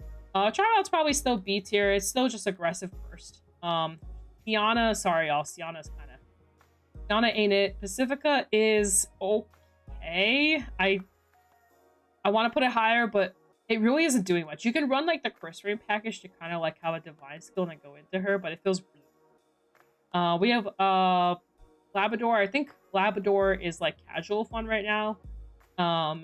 Yatsuba, casual fun. I know some people actually take this deck seriously. I don't think you should be, but Mushiking I think is kind of B-ish here. This is like the good Mushiking deck, the only one that actually does something.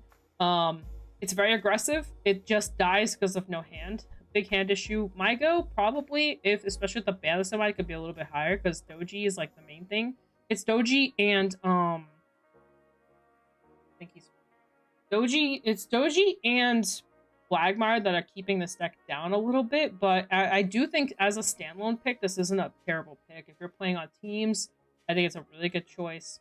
Probably a little bit higher maybe, but yeah, I think Mygo's still really good. We are actually getting the promo for NA, like for all English sides. We are getting the promo like this upcoming month. So FYI, we do get the new order, and that's another thing that can kind of help you find the pink-haired girl, which does help the consistency of the deck. The deck's already consistent, but if you don't find the pink-haired girl, you kind of lose.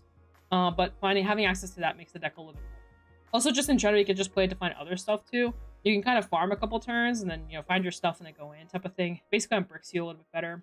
That's basically it. I think that's the tier list. That's everything. Whew. A lot of talking, but we did it. We did it, y'all. So that's kind of what I think set 5 is going to be looking like. Let me see if there's anything that needs to move around. I think Bat can go a little bit higher. Leonor could probably go like right here. Night Rose can kind of go maybe right here. Maybe like this. No, I think Bat beats Stride Deck. I actually think Bat destroys Stride Deck, so I'll be honest with y'all. I think the A tier matters in terms of Bat can beat basically almost any deck going first, though. It can be... It actually would literally, you're right. It could be any... I'm telling you right now, if OT didn't exist, this would be the best deck in the format. Like, I'm not even joking. Like, it's OT is the only thing keeping this deck down. Just like OT keeps down Chaos. Like, Chaos, the only reason Chaos is like the way it is because of the Overtrigger. Like, you check OT and you're like, oh. Well, that's awkward. Past turn, you know what I mean? Like, you lost a whole turn. It matters a lot. Losing the turn matters. I think I'll put it right here. I don't think it's gonna be the most popular pick. I do think this deck's really insane. Like, I would probably easily put it here, but let's be realistic for like 2 seconds. You have like your hand is fake, so we're just because of the fake hand, it is the sacrifice you have to make. But we'll put it down here.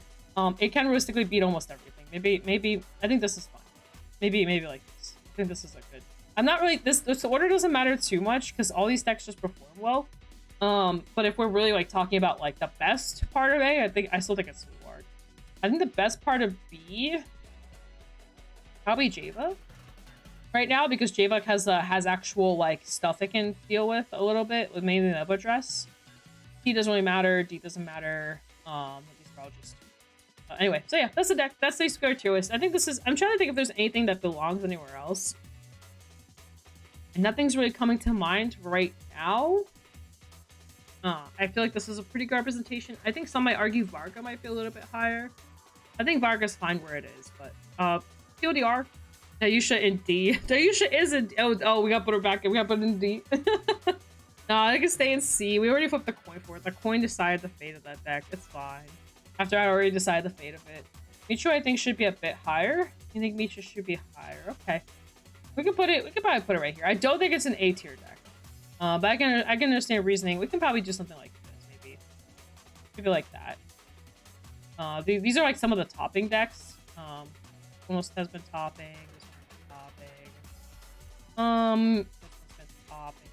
Maybe like that. Is that better than Hero? Where is Hero? Hey, well, Hero's in D tier, so think about with Dayusha up here. That.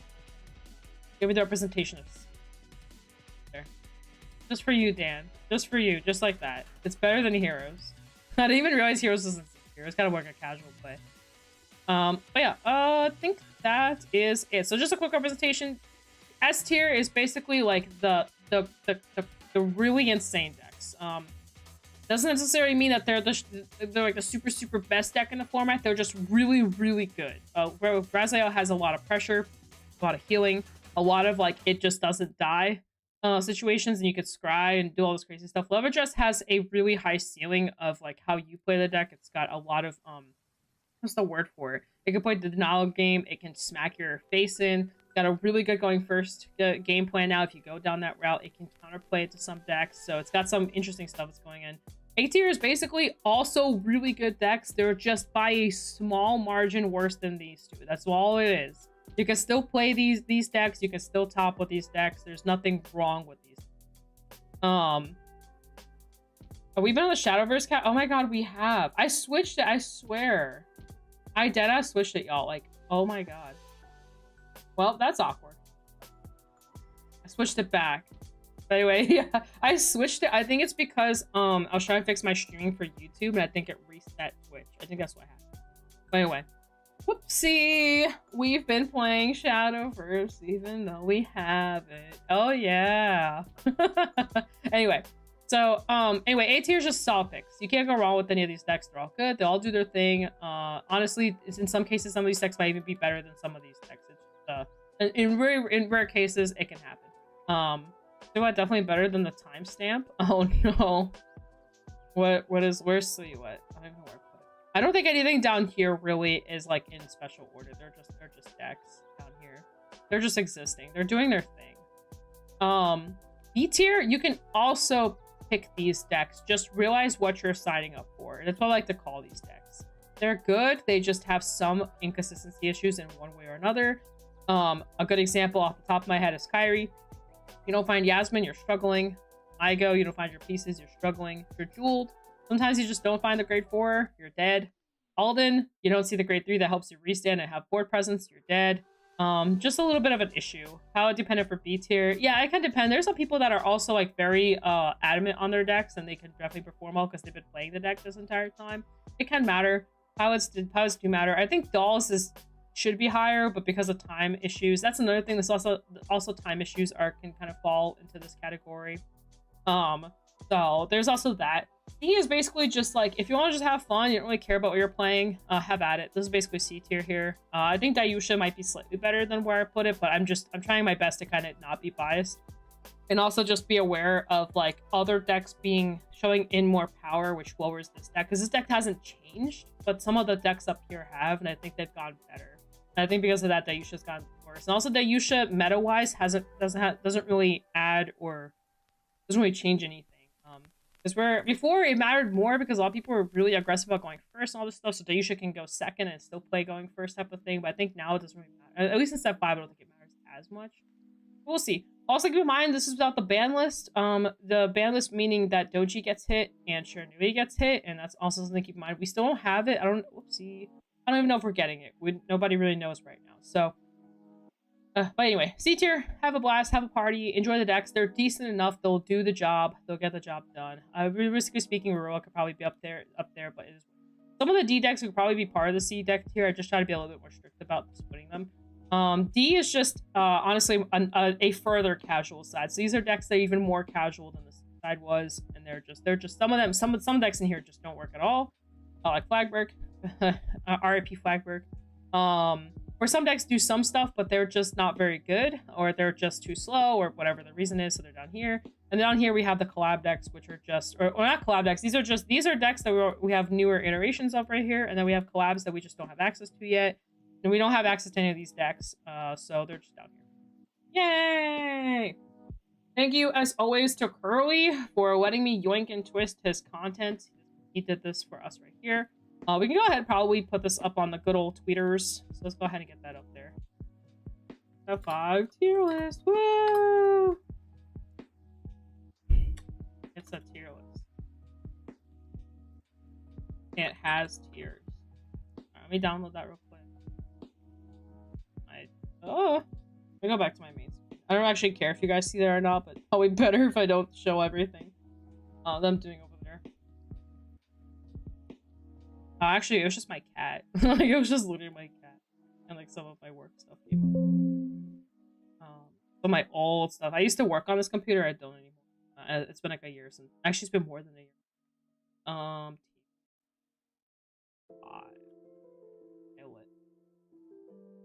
My hair is going all over the place. It looked so nice earlier, and then I messed it up. Go back. I'm trying to save it, but it's like taking a very long. Every time I put these up on Twitter, I always get so many responses. People always go so ham on these, which I think is really interesting. Sometimes I just don't know what to say. I'm like, I don't know. But here we go. I did it. Let me go over to Twitter. Or x.com. Oh, no, whatever. There you go. I ranked at 5 with again. I did add 5. So even though I have a working keyboard.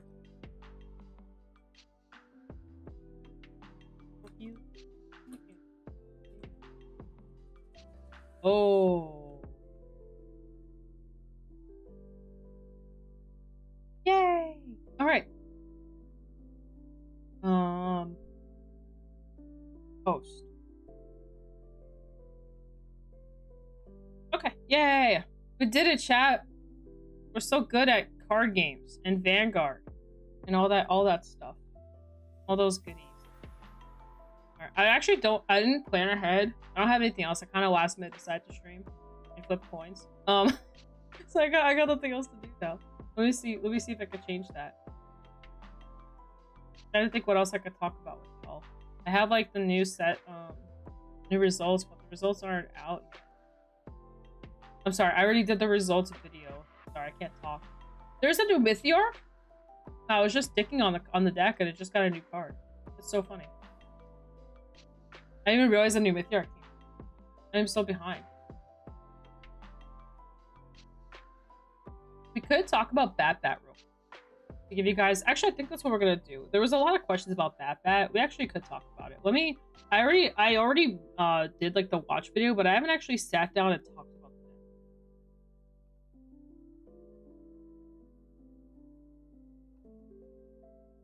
it. I'm really thirsty. We can talk about the Soul and Vanguard. I saw. I actually when I was looking up stuff for my YouTube stuff, there it is. I quit and then I didn't. We could watch it. we could watch it.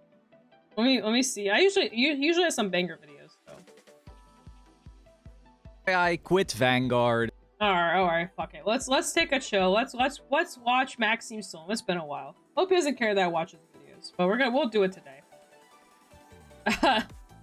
You know what's funny? He used to upload so much. So if you guys don't know, he kind of like pseudo quit. He didn't like quit. He just kind of quit. I don't know how to explain that, but I don't want to talk for him because it was it's his life, it's his decision. But basically, he just stopped playing card games and was focusing on other stuff, and then kind of came back. Comments about his jump scaring face, dude. His face is such a jump scare, and he kind of went out. I think a hiatus is a better way to put it. He was basically just doing other stuff during the time that he was. Let's check out the video. Let's see what he has to say. Let's see what Maxime's talking about. He ain't up at this hour, so we'll watch this. But let's go check. Let's go see. This is one of my friends. I absolutely love Maxime. I know some people kind of think he's aggressive and all stuff. I think he's great. I love Maxime. And then didn't. That's right. I came back with my tail between my legs like a beaten dog asking for forgiveness after he has stolen all of the trash and unboxed it for the whole family to see. That's me right now. But kidding aside, it's story time, and I hope that maybe some people, learn something from it or don't. Now, if you don't know, 50 Cards actually is doing a massive Black Friday sale with lots of goodies. So I think in like a couple hours, maybe 24 hours or so, that will go live. You will get loads of bonuses. You can go to 50cards.shop and use code Solemn for a discount as always. Orange. But anyway, the story time. Basically, I don't know when it began, but at one point, I got extra disenfranchised with Vanguard. I want to say really 2 years ago is when it started. I think sometime into Overdress. And to be honest, I think Overdress is actually a massive improvement on the V era. So this is in no way me saying, oh, Overdress sucks, nothing like that. It's just that it really started around Overdress getting, bad enough for me personally. Now, the reason for that mostly, like it's gonna sound silly, but is the overtrigger. But it's not that the overtrigger by itself was making me want to quit. It was more so that the overtrigger was like a key thing to point to that proved my issues. And that was I felt that Bushiroad wasn't taking this game seriously enough and wasn't pushing it enough. They weren't trying to turn the competitive scene into a real thing. They weren't really, I don't know, it felt like it was Japan first and then the rest was like, oh yeah, we'll do something for the West here. So something I want to talk about real quick, but this is actually really important. So I had the exact same feelings that he currently has. I don't talk about it very often, but it was actually, I almost quit the game last year because of this exact thing that he's kind of talking about. There's like some certain aspect. I don't want to go into detail about it, but I also kind of went through this thing that he's talking about where it felt like the game it felt like the game isn't being taken seriously because the OT is in the game and there's like certain aspects they can't control. And I just want to point that out real quick. I think that's like a really, really important thing. I feel like we're not alone. I feel like a lot of people kind of went through this part of going into Overdress, especially in the beginning. You kind of like realize like, oh, this thing is staying. Like you kind of think it's a meme at first and you realize like, no, like, and it does dictate games. Here and there sometimes. That was, how I felt back then. And then the overtrigger, of course, was just like the last straw. And I still feel that way, at least. I think the overtrigger makes it so outsiders looking into the game can never take this game seriously. It is a uncompetitive, silly, unserious mechanic. It should be banned from all formats. Of course, premium first, because that's what I care about most. And I know enough people are like, oh, whatever, yeah, ban it in premium. Most people are neutral on banning it in premium, at least. So let's start with that. And then you'll see, oh wow, this is a massive improvement, and then we can move on banning it in standard. But that is what I think the overtrigger is actually like, and I felt it was like a really good sign of Bushiroad not giving a damn. So that's when I was like, okay, I can probably manage to keep playing Vanguard without trying too much. I think there's something important to state. He mentioned about the whole Bushiroad not giving a damn thing, and I think he's probably going to taltalk about it later. Bushiroad does care. Maybe they don't care like an aspect of competitive casual as much, but they do care about the game. And I'm assuming he might go into detail about that here, especially with this year and the events coming back and us getting like better top cuts. I'm sure he'll talk about it, but I just want to make that clear. Like it was definitely how it felt in the era. So, for example, in the BCS season of 2022, I want to say, I went to one event, instantly qualified Worlds, and then went to no more events at all. I was just like, all right, I did it. I got it. Bye. Yeah. I'll see you at Worlds a few months from now. And that was it. I was fine with that. I was like, I'll half-ass it. I don't give a damn. I'll give enough a damn to qualify, and I won't spend more time on it. That worked. Okay, cool. And then I went to Worlds, and of course, once again, I wanted to try for Worlds. I really want to do well at Worlds, obviously. So I got third there. So I was like, okay, awesome. And now I can go right back to half-assing. Yeah. I'll just play whatever. Don't care. And then the BCS season after that rolled around. And once again, I was going to like, I'm not even going to really try. So I went to BCS Austria, instantly qualified for V. So I was like, okay, I no longer have to play. Don't care. I'll just go to V Worlds and that'll be it. Then some friends were like, oh, we're gonna drive to the Netherlands. So I went, okay, I'll drive to 1 day of Netherlands with you. You know, just see if I can qualify premium. So I went, instantly qualified premium. I was like, okay, cool. That was that. That was my season. I guess I'll just half-ass it again. No more events. I'll see you at Worlds. And then I went to premium Worlds. And sadly, I did not top that year. I was actually X1 until the very end of Swiss. And then last round I lost, making me X2. Very, very sad. Didn't make it in. Was very frustrated about that, actually, because I had told myself that if I won that Worlds, I would actually quit for good. Like, that's how tuned out I already was with the game at that point. I was like, okay, I'm just gonna actually try this Worlds. I'm gonna try to, you know, innovate how Granblue is played, because I felt like in the Netherlands, I had already done that a little bit. Gonna tweak that even more, and it wasn't enough, sadly. Luckily, we then had the Vanguard Invitational, which was really cool, and we did win that one, so at least I got to show you know, what the Granblue deck can do. I straight up had told myself, after this Worlds, I'm gonna win, hopefully, and then I'm gonna quit. And so then, once again, we went back to not playing at all until, I guess at some point, I decided, fine, I'll go to one Springfest. So then I joined Dave and Alex to do Springfest for a weekend, you know, just having fun with the homies was gonna be fun, and we topped both days, so that was cool. Okay, and once again, then going back to not playing at all. Mind you, I basically haven't seen a Vanguard Locals in years. I went to like one shop challenge once and won that in premium. Oh, and I went to one shop challenge for standard at one point. But I think beyond those two, I probably haven't seen the locals in like 3 or 4 years. So I was just out. I was half-assing. I would try to top just to get the Worlds invite, and then I would quit, and I'd be like, oh, whatever, don't care. Bushi doesn't care, so I won't care. It really reached its peak, I want to say, after that Springfest. Those 2 top 8s, because I was already so tuned out. I was like, okay, and this is it. Now I will actually properly quit, because I was like, I'm gonna play Yu-Gi-Oh! Because at least Yu-Gi-Oh! Is big, and I was just having fun with Yu-Gi-Oh! It was fine. But then the things started settling in. You know, when you actually decide to quit, when you make that mental switch where you're no longer gonna be really seeing the homies, and when you like look at your cards, your favorite cards. So for me, like looking at my Granblue deck or my Highlander cards and going, man, am I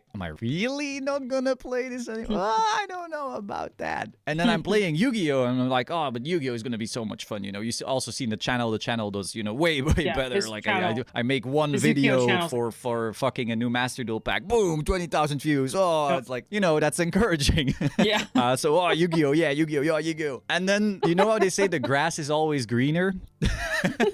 Then it's like you get dimension shifted, or your opponent has some other bullshit blowout that like has no business being in a serious game either, and you're like, man, what is the difference between an over trigger and dimension shifter anyway? At least sometimes you could play around the over trigger, but you couldn't play around this card that reads you in the game. And some people will cope and say, oh, but sometimes you will win through it anyway. But anyone being honest knows that it's just a shit card helping players who shouldn't win. Like, it's that simple. And yes, I have played with Shifter myself as well, by the way. I've literally won a regionals with 3 Shifter in my deck. Bullshit card. And there's more cards like this. So I was playing Yu-Gi-Oh! And I'm like, I'm gonna be fine with Shifter. I'm gonna just work through this. And then they go, oh, here's Mold Charmy Fuarels. This is just a new Maxi. Enjoy. And I'm like, man, maybe the grass isn't greener.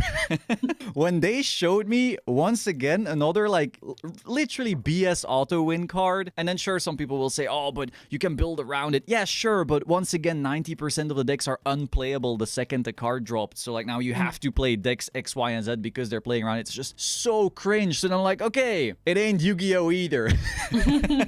So then, in my quest for finding meaning, I then tried Pokemon VGC. And Pokemon VGC, honestly, I can't badmouth. The actual legitimate issue with Pokemon VGC for me was that my company started doing so well very recently that I could not afford to spend the time on VGC. My company, you know, has been able to do well for the past 7 years, but really slightly before the summer we launched a new product and we've been working on other stuff as well. It's been going so much better that I was like, damn, if I want to actually put in the time to get better at this new thing, you know, Pokemon VGC, where I'm just awful because I'm brand new, you know, the actual noob, you know, like you started Vanguard the first time at some time, right? Yep. Now think back to how bad you were when you just started Vanguard. That's how bad I am in Pokemon VGC because it's brand new. So I realized if I sorry, I just saw your message. No, he is very anti One Piece. Even though I think he actually would enjoy probably more than Yu-Gi-Oh in some ways. But I do think he just has like a grip for Yu-Gi-Oh. He just likes Yu-Gi-Oh. He doesn't like one. From what I know, take this with a grain of salt. Like it's just my understanding. Like, because I think I tried getting him into One Piece at some point. I talked about it. As you guys know, Noman likes One Piece. I'm sure he has tried to. And Maxime isn't really that into one. It might be an art thing. It might just be he doesn't vibe with it. He might just not care. Maybe he doesn't have locals. I don't know. But yeah, he's not as big into it. Want to do well at VGC and, you know, not just scrub out like crazy, but actually do well, I'm gonna have to spend like 8 hours a day. And I know some people are like, oh no, it's not that much, but it's like, no, if you really want to see the results quickly, not just do fine, not just do well at the locals, that's not the big issue, but actually if you really want to reliably top events, that kind of level, to catch up, 8 hours a day. It's just grinding the living shit out of Showdown. That kind of time I couldn't put into Showdown and into Pokemon. I just had to be honest with myself. Like it was literally Pokemon or my company. Like, and at that point, sorry Pikachu, we had a good run. So I wasn't really fine with just being super average at Pokemon, so I kind of dropped that. Very sad, because honestly, it was a good game. But so then it was like, okay, fuck Vanguard, Overtrigger sucks. Fuck Yu-Gi-Oh, Dimension Shifter sucks. Fuck Pokemon, I suck. That's where I was at. So I was like, well, I guess the most important thing is going to be my company, right? Because I love the products we create, so I'm just going to do my company. It turns out that when you only focus on one thing, it gets boring as well. So I decided, hey, isn't there a hobby that doesn't require me sacrificing my company? You know, where I don't need to test as much as Pokemon, but I can still, you know, do well at it, and it's gonna be fun, and ideally maybe see the homies. And it turns out that hobby exists. It's been right in front of me this whole time. That hobby is straight up just Vanguard. So we started on this journey, this quest, and we started at point 0, and we walked to point 1, which was Yu-Gi-Oh, and we walked to point 2, which was Pokemon, and we walked to point 3, it was only doing career stuff, and we're right back to point 0, and point 0 isn't really that bad. So I then decided, fuck it, I guess I'll just play this again, but I don't have to play it with such a negative mindset anymore. Rather than going, oh, I'll just half-ass this game because fuck this game, I can just go, I can half-ass this game because I love this game. Yeah, this probably sounds bad. In my head, this sounded way better, but but now that it came out, it sounds a little bit less good, let's say. Yeah, anyway, all I'm trying to say is I'm back, bitches. But beyond that, I'm actually pretty happy to be back. It's just that I don't feel any pressure whatsoever. Now, don't get me wrong, I'm coming to destroy all of you this BCS season very soon, but I don't care. I just don't care, but in a good way. You know, I'm gonna try to top, I'm gonna try to qualify, and if Bushiroad decides to do stuff that I vehemently disagree with, sure, I'll make a video saying, oh, that's pretty stupid. Why is that Overtrigger not banned, eh? But where's the new premium set? Give me new premium cards. Yeah, yes. I'll start campaigning for things I care about in this game. I want to make this game the best it can be, but if things go bad, I don't care. That's where I'm at now, and it feels great, you know? I'm gonna focus on making the best fucking audio company on planet Earth. I'm going to make the best Vanguard decks on planet Earth. I'm going to make the best fucking music on planet Earth. And if Bushiroad decides to fuck the game, that's fine. Good luck. Subscribe for more, and I will see you soon. Ciao. Oh, that was a good video. You went through the exact same thing that I went through. No joke. I just did it with One Piece instead. So just, you know, TLDR, basically said, I got tired of Vanguard's shit. I went to other things. Those were also shit. I went back to Vanguard. I did, so I went through the same relapse, basically. And I came to the same conclusion, by the way. Literally the same thing, because I was like, man, Vanguard OT sucks, and playing this game competitively sucks ass. So then I actually started venturing out and doing other things. One of them was One Piece and Shadowverse. Shadowverse I actually still play, but it also, I went through literally the same conclusions. I was like, wow, Shadowverse also has random sacky stuff that will randomly take you out of the game. Like, there's an entire deck that just discards your whole hand. What are you going to do about that? Your hand just goes. Is that not any better or worse than your opponent OTing you? Because they OT you lose, your hand gets discarded, you lose. And then so then I was like, so in between all of that, I was still kind of itching for that, like, you know, that competitive itch. So I started playing One Piece as well. And One Piece is an insanely good card game. It's really good competitively. I don't know how it is currently because I haven't been playing it currently, but the issue with One Piece, for the same issue that Maxime is having with Pokemon, is you have to grind the game. It becomes a full-time job. If you actually want to compete, you actually want to win, you want to win regionals, you have to grind this game day in and day out. I learned this over the summer. Over the summer, literally this past summer, I spent the entire summer grinding Red Purple Laws. All I did, and it ate me alive. I played it so much, day in, day out. I was grinding on the sim. I was grinding in real life. I was grinding. I was hand testing. I was doing everything that you could do for testing in a card game that I could do. I was testing in real life. I was testing online. I was testing by myself.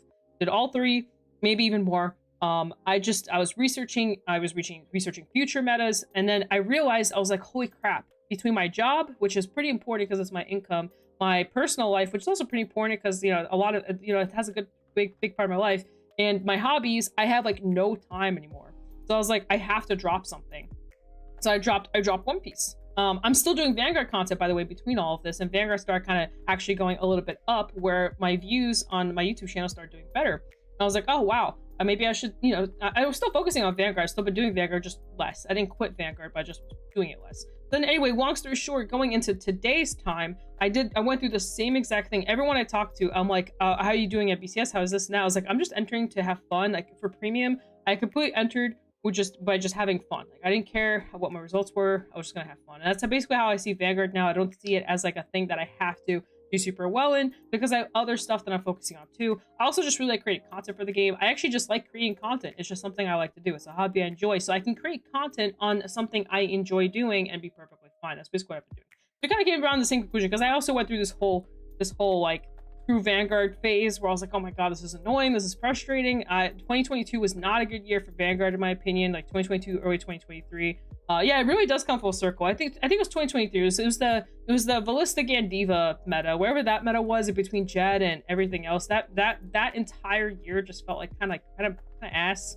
Didn't feel very good. Especially competitively, it didn't feel very good. I think now it's a little bit more stable, but I think I'm definitely enjoying the game more from like just enjoying the game and seeing my homies, and then like competing and doing well is like second to third, where before it was like first, and then, you know, it was everything else. I think that's just sort of where I've been. That's why I've been vlogging more. We're trying to find more time with my friends. I kind of just been pushing the competitive side further and just kind of enjoying it. I've been kind of just enjoying both basically, and I think it's a really good spot to be. You can enjoy a hobby, be competitive in it, and actually still find a way to just love it instead of hate it. And I think that's a really good way to look at it. So I need to like this. So in long story short, I think it's a good video. He kind of explained it pretty well. Like I said, I went through this exact same thing. The only difference is I didn't like fully quit Vanguard. I was still playing it. I was still creating content. It was just so minimal compared to what I used to do. And actually, even nowadays, I definitely test a lot less than I used to. And I definitely care less about winning than I used to. But I still like playing the game. I still like creating the contest, like enjoying it. I'm actually slowly coming back into premium. I did quit premium. I actually legitimately stopped playing premium for a pretty good time, because I was playing Shadowverse and One Piece during that time. So I did quit a part of Vanguard. Vanguard. Also, V dying was definitely something that kind of took me out of the game a little bit, because V is like my baby, still my baby to this day. I absolutely love that format, and I'm gonna probably die on my grave with that format. I just love it so much. But anyway, that's my TLDR. That's how I feel about it, and I definitely relate. So I'm very happy that Maxine's coming back. I've actually been like reminiscing some of his older content, because when I first started the game, he was like one of the first content creators that I saw, aside from Chris at the time. And I really, I think me and Maxime had the same like mindset of like competition. So I really resonated with this content, because I was like, oh man, he also cares about winning. I care about winning. I'm gonna watch his content. Like, that's kind of how I viewed it for a while. So really like it was nice to watch someone who like really cared about the competition and premium and all that kind of fun stuff. So it's just a nice thing to watch. So I really like respected like what he had to say a lot of the time. Still do to this day.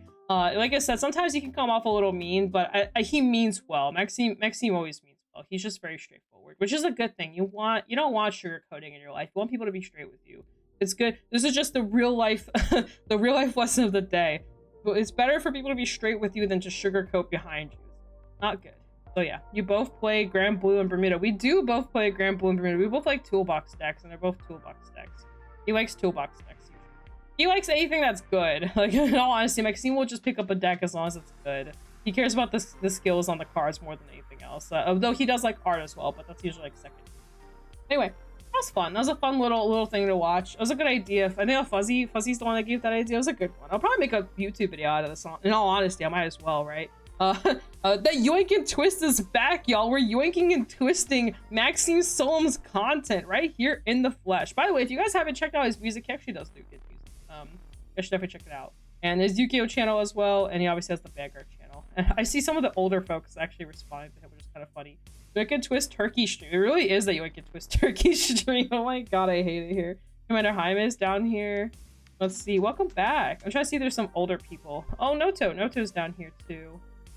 I'm trying to see if there's any people from like his era kind of responding here. Homies won, Maxime won, everyone wins. This is so funny. It's so good. Did they change the name of their channel? They changed their tag. Oh my god. It's just WCC. It used to say something else. So here's why I... Shut up, Maxime. That's so funny. So I'm just actually curious. There's Echo. Oh, speaking of, Echo actually just posted the not just now, but he's been posting the top the Europe finals and Swiss rounds and all that stuff. So if you guys are curious, oh, you finished work? Oh, hey, welcome back. Like, if you're curious about how these are going, they're right here, so you guys can check out sort of whether is that I see Noto in the background, and Philip and Echo. I didn't get a chance to watch these yet, but you guys should definitely check these out. I'm gonna throw these in for you guys to see. More Yoink and Twist? I know, for real. Yoink and Twist never fails. You can never go wrong with yoinking and twisting. It is peak. Think about it. We as human beings have been yoinking and twisting content for our entire lives. How do you think it all started? Someone created electricity, and then we yoink and twisted that, and then other stuff started happening. People have been yoink and twisting for years. Especially YouTube content. Like, somebody does an idea, somebody else takes it, makes and twisted, makes it into their own thing, and it starts a whole butterfly effect. We've been doing it for years. The yoink and twist is forever and forever. Alright, I'm done. But anyway, you guys can check out some of Echo stuff as well. I really want to push it so people are aware. I also want to talk about, wow, I have y'all here, because it is kind of important. I've already talked about it, and I know a lot of you guys have seen it, but I'm just gonna push it one more time because it is so important. I tweet a lot since I made the post. Let me find it one sec. I had nothing to do. I was bored at some point. So let me find it. There it is. So if you guys don't know, you guys can send it back. You send out your feedback to the events that you go to. I don't know about Europe and Asia, but I do know it's a thing for North America. But every single event you go to, there will be a little QR code you can scan. It was pretty broken. I stopped. Glad it uploaded on YouTube. Oh, that's good. I'm glad. But anyway, so you guys can scan a QR code and basically tell them how you feel. This is very important. Like, they really care about this. So this is the Duluth one. There's one at every single event. At least for North America, they'll be there. I don't know. I can't speak for Europe and AO. I just don't know if they're doing it or not. But I do know they are for this. I highly recommend checking this out. Please fill it out. It's really important. I'm pushing this a lot because I've actually talked to them about this, and they really want to see people respond to these so they can improve on the next upcoming ones. And there's everything in here: free fight, tournaments, legacy. If they care, they'd make a ban list. I mean, it's coming, I'm sure, but so ban list aside, this is just how tournaments are being run. And it's very important to make tournaments better, right? We can see a difference just based off, the current showings, like of people going versus like earlier this year and last year. There's definitely more people going to these things. So if you want them to be better, fill it out. If you like certain things that you want to stay, fill it out. So that way, those things that you want can stay, the things that you don't want staying can go. So there's that. You get to probably talk about the ban list in there too, to be honest. But this is mainly about events. This is about events. This is about side events. This is about ideas. This is about regionals. This has nothing to do with the actual health of the game. This is just the events that they're hosting. So, they do care about that stuff. So that's all in here. So please fill it out. Give your thoughts. They are reading these. So just FYI. And they even care about how you're commuting, like how did you get to the event? Like they're trying to see like what people are doing to get to these events, and I think they're trying. Don't quote me on this, but I think they're trying to maybe potentially add more events in the future. I think that's the goal in mind. That's why they're doing this, to kind of see where they can gauge it out. Can I put Hawaii and make the ideal work harder? Meaningful top 32 pricing for premium. Yeah, premium could really use better pricing. I felt bad for top 16. I was because I actually forgot about prizing for premium until I was 17th place and realized that I might potentially get a prize. And then someone was like, oh yeah, it's just a promo pack, and I was like, ooh, that could have been like an imaginary gift marker, could have been like cool starters or something exclusive to premium.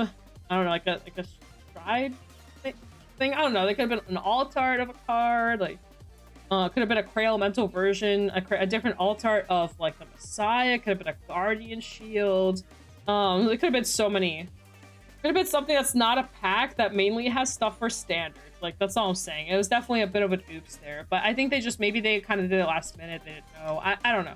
Can't talk for them on that end, but definitely premium could have used better price support. Because yeah, if you had to pick between standard and premium, and if you have to pick between the two, I mean, standard wins every time. It has the better pricing by far. So. I thought that was the main reason I didn't know if I want to play Shadowverse or not. I was like, Shadowverse pricing? For now marker, it's like, dang. Like, it doesn't super matter, but it still matters. The now marker is also just really pretty. So, I got to see that bitch in real life, and it looks cool. It is such a pretty marker. So, it would be nice to have something premium exclusive. I think definitely a Guardian Shield or the Messiah, like a different printing, would have been really pretty. Or like maybe clan printings of the Guardian Shield also be really cool. The different crystals, they could also do it for the Guardian Shield. Maybe change the color. I think one thing y'all would be super cool. I really hope this is super niche, but it'd be so cool. So every regional has its own hot stamp. So like, so basically instead of the random promo packs, you instead get a hot stamp version of your energy marker and your energy generator, and your energy generator basically says the hot stamp will be like 2024, 2025, Duluth, whatever. And it's just, by the way, it's not shiny or anything. It is just an energy generator, but it has the stamp of where you went. And then you can go to different events, and then you can have all the different energy generators, all the different places you've been, and like you can show it off. Like, if they'd be really cool if they were also like the energy markers, because then you can have one for every region. It would be so cool. Yes, exactly. Location, hot stamped, common generators. So people need generators anyway, but it would give so much incentive to go. Like, I was thinking about this when I was driving literally to Duluth. Location-based mats would be really cool. I just think generators, like the energy crests, are just super easy to do. It's something they could slap on with the promo. I would actually prefer that over a promo pack. I'll be honest with y'all. That they could do a promo pack and that, or maybe instead of the mats, they can do that instead. Like, something I was thinking about is like, it'd be so lit to just be like, hey guys, like just show off where I've been. I've been to Duluth, I've been to Houston, I'm going to Chicago, and just having all those. I would actually start using energy markers if that ever became a thing. Like, legitimately, I'd be like, flexing where I've been is so cool to me. That's actually why I still to this day have all the numbered things. I still have all the numbers. Back when we didn't have Bushi Navi, we had like the little number things that you get for every event you go to. I still have them to this day, just so I could show people like all the events I've been. Do you see in Puerto Rico is crazy. Yeah, they do it with the WGP sleeves, but yeah, I think event-based something will be cool. I think energy generators would be a really good place to start, but I think that's a really good way to do like entry-level pricing. And also, again, like, reprinting stuff that people need versus reprinting stuff that people don't need. Like, I'm not gonna lie, nobody cares about the draw triggers in the promo packs or the front triggers. Like, there's some stuff people care about in there, but it's definitely not the whole thing. But I think everyone can appreciate the energy generator energy.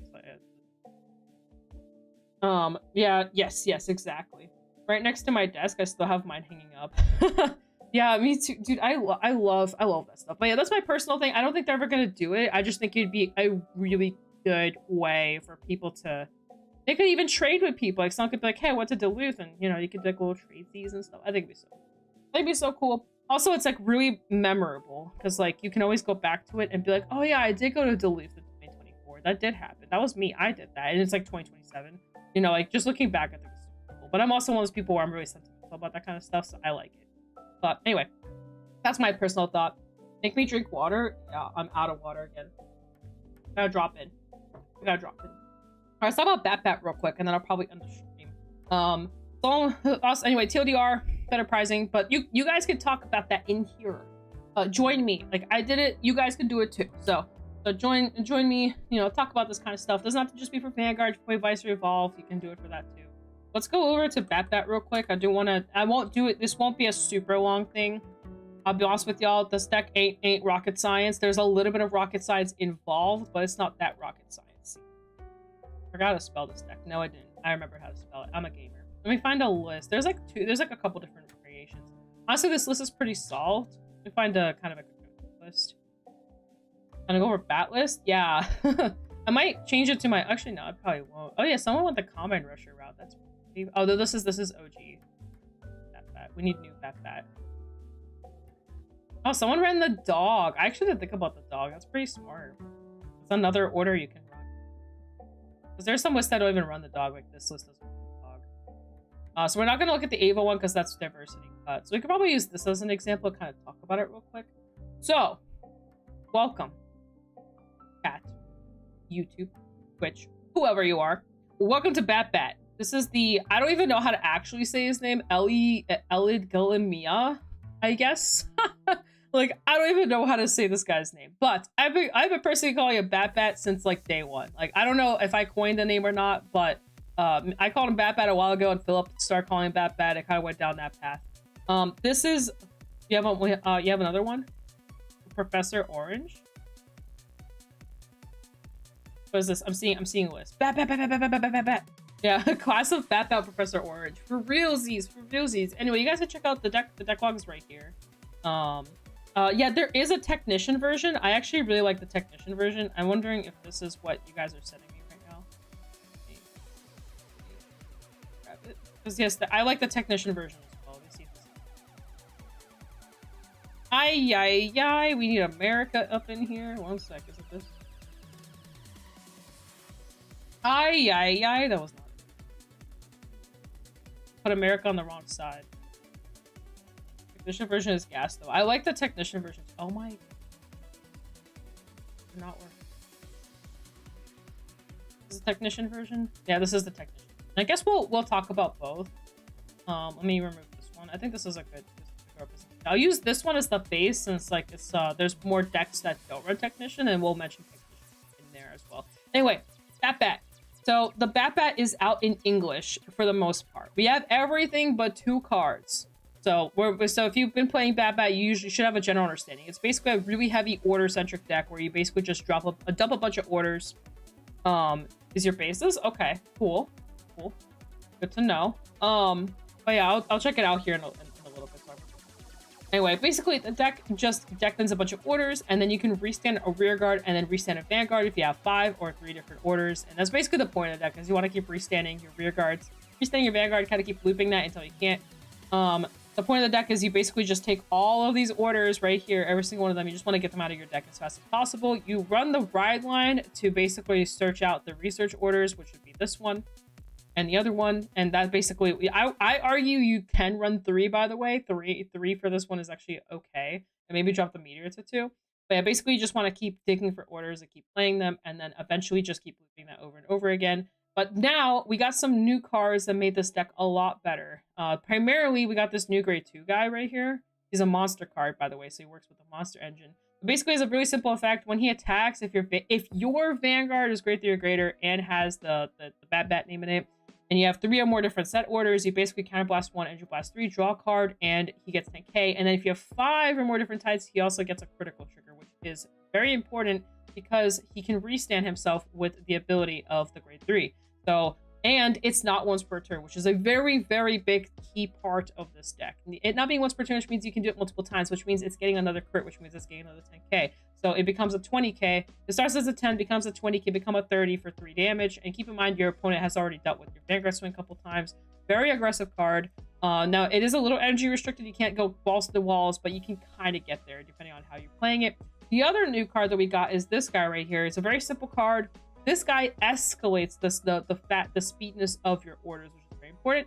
He says if your Vanguard is grade 3 or greater and also has Bat Bat in its name, you can retire him, reveal any number of set orders from your hand, and from 3 or more, you can place them all in the set order, and if you place them all, you get to draw a card. So basically, he kill himself off, place a bunch of orders into the order zone, and then you draw off of it, which means you can speed up the process of how many orders are in your order zone.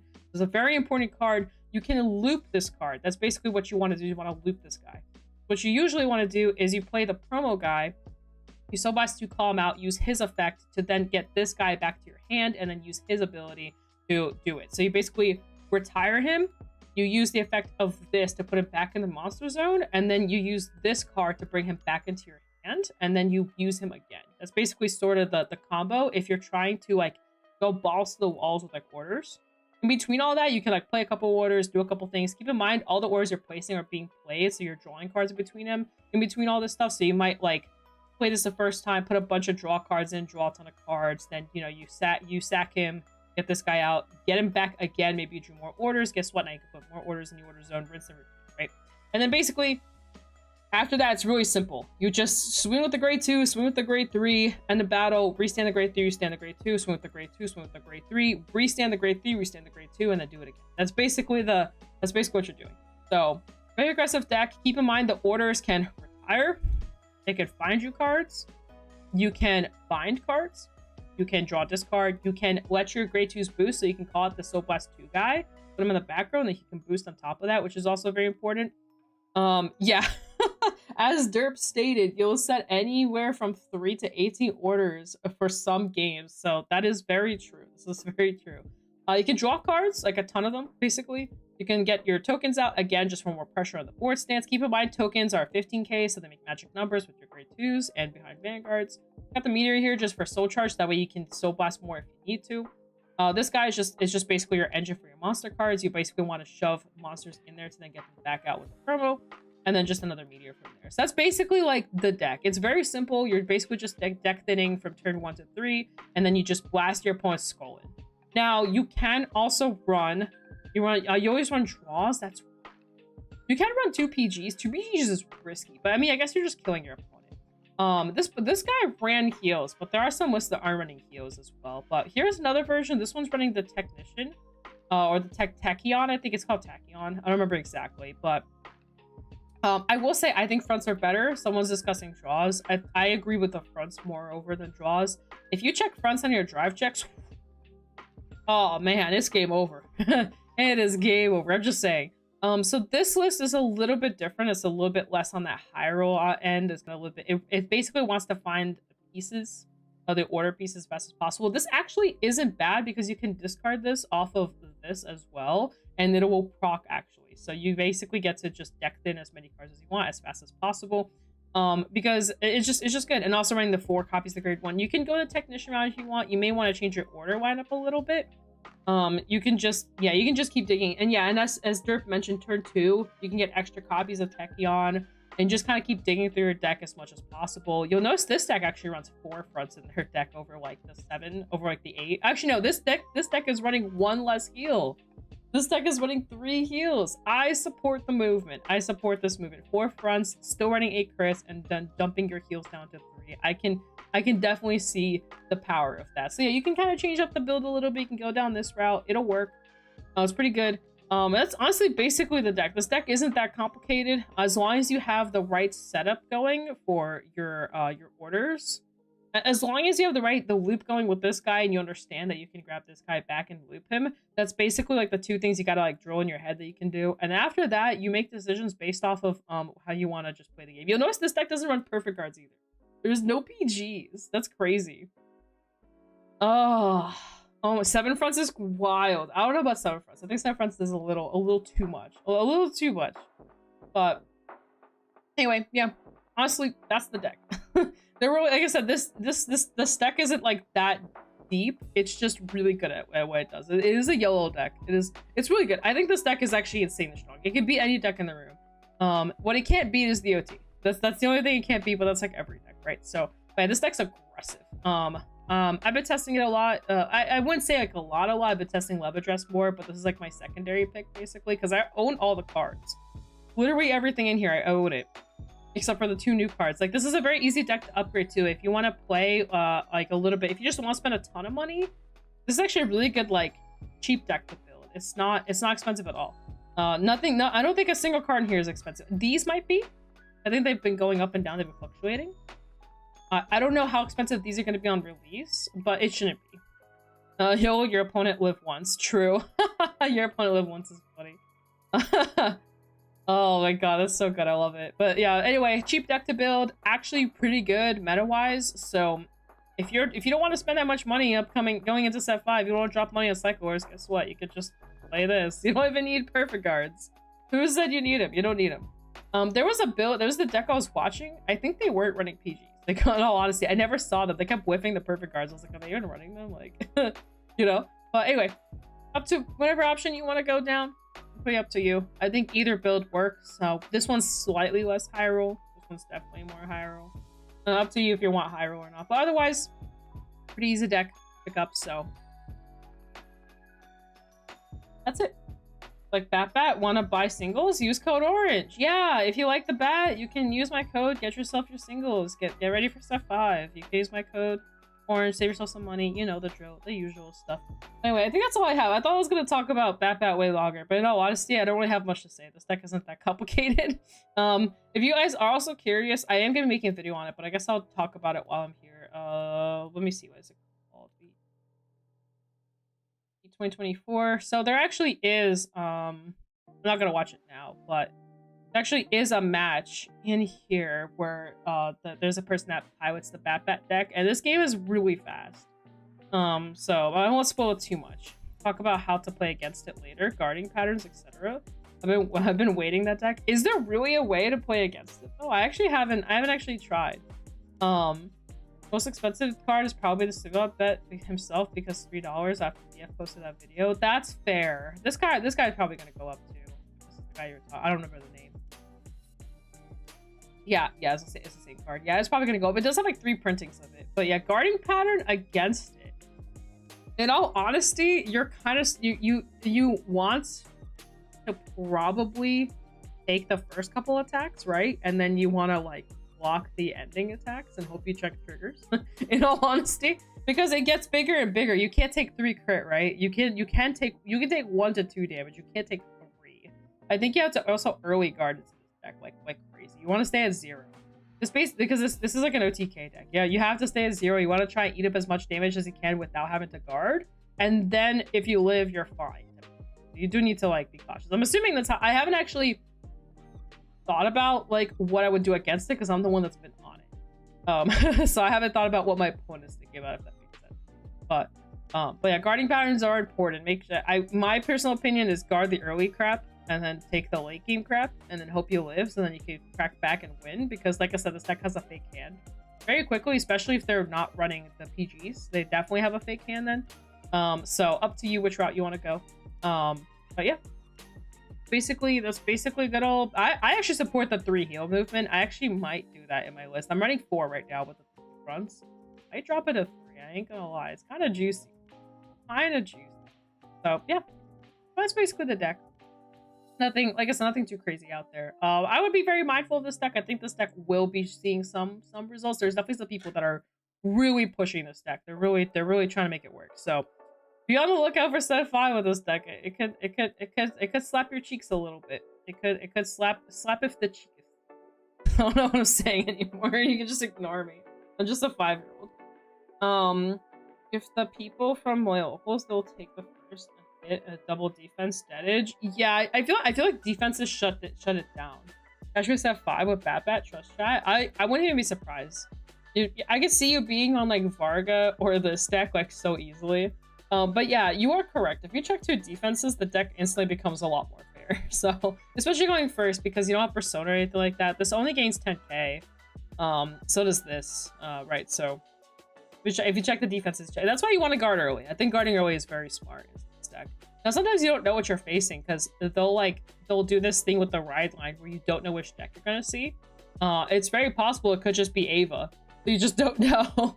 It's the same ride line, like, or it could be Archetype. You don't know. You see monster cards until you see this guy or this guy. You won't actually know what you're facing, to be honest with you. Or if you see meteors, meteors is a good giveaway too. So I actually really like the build on this orders way more than the other one. I don't really vibe with the whole three meteors thing. I just don't think you need that many. I think 2 meteors is fine because in case you damage one. Let's promote Bat. Oh, we're always promoting Bat. Bat's great. But I think you could probably put this to 2. Put this to 2. Probably put this to 3. And maybe put this to like... I think running this at 4 is correct. And then maybe you could bump this down to 2.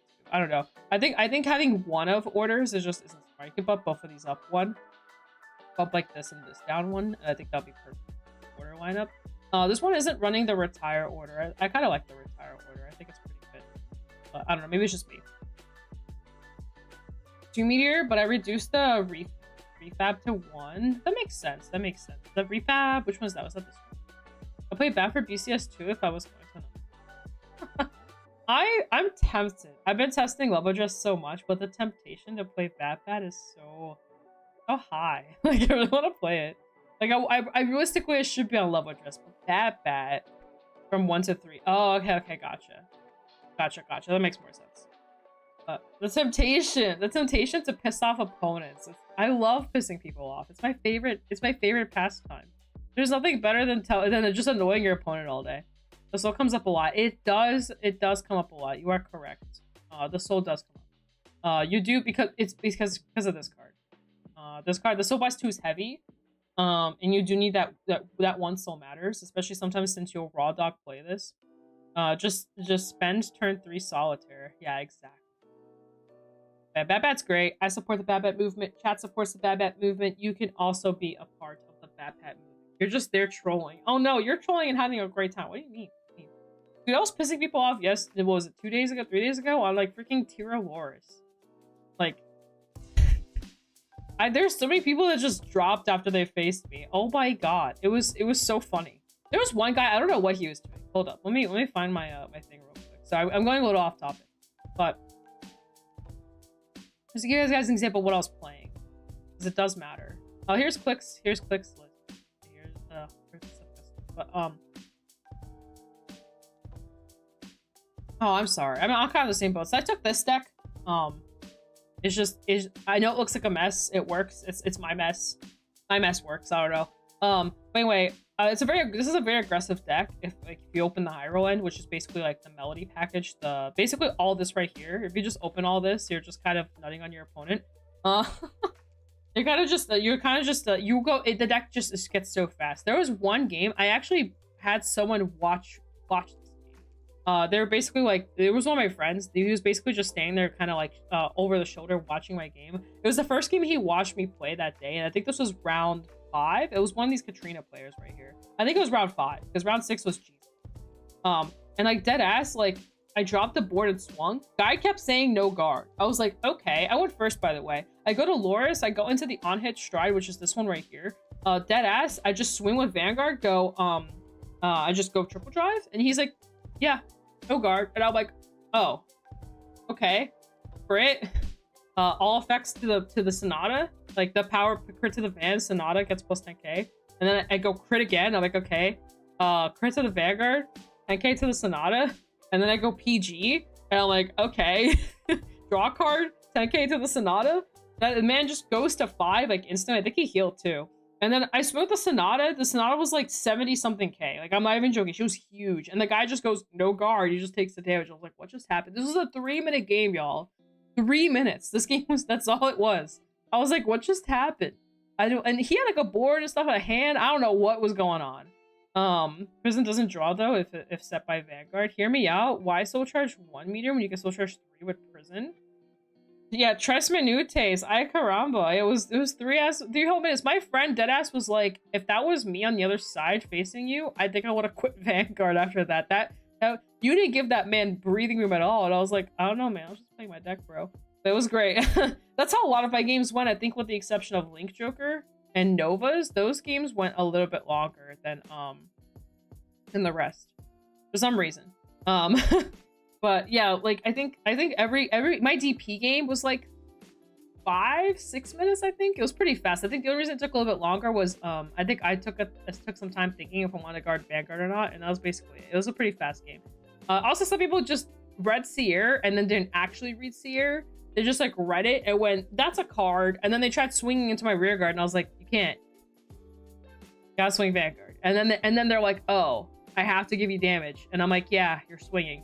So you're the attack is being directed to the Vanguard. And then they're like, oh well fuck, I lose. I'm like, yeah. Sorry, I don't know what to tell you, bro. You like, and then some people like picked up the card. Yo, what's up? What's up, Globe? Some people like picked up the card, read it, and then put it down, and a turn later tried swinging into my rear guard. I was like, you can't, like, what are you doing? And like, you read the card. That's like the funniest part is when people read the card and they still swing in. I don't think people understand exactly how she works, because some people just forget how Seer works, like that. I don't know. I think it's hilarious. I love that card. I die in that. I die in the hill of Seer. That card's great. What's up, Atlas? How you doing? I didn't realize who you were. Sorry, in chat anyway. But we hope you're doing well. We were talking about Bat. Now then I went off topic about premium, and now I had like a 3-minute game. It was great. I didn't think it was possible to have a 3-minute game that fast, but that is what happened. It was great. But I think that's actually all I have. It's like 10. Almost 10:30 here. I think that's all I have. But anyway, check out this if you guys want. I actually have it timestamped here. That pad is stupidly fun. It is stupidly fun. It's stupidly fun at pissing off your opponent. that's how I like to look at it. I'll go back to the proper timestamp here so people can watch this today too. Load. Thank you. Heal, that's crazy. I didn't know heals existed in this card game. Gotta go back to like a better time. Maybe I should just. Ah, there it is. Perfect. Perfect timing. Anyway, here. Copy.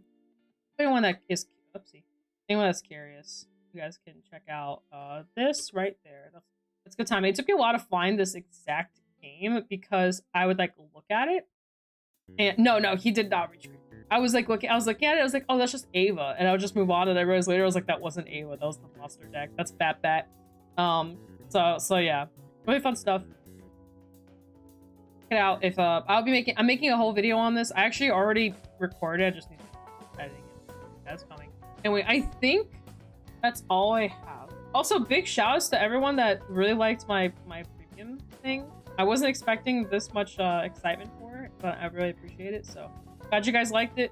So it was really fun stuff. But anyway, let's go find someone to raid. You can scrub by individual frames with the comma and period keys. I didn't get how helpful that'll be in this particular situation. Oh, hey, that's good to know. With the comma and period.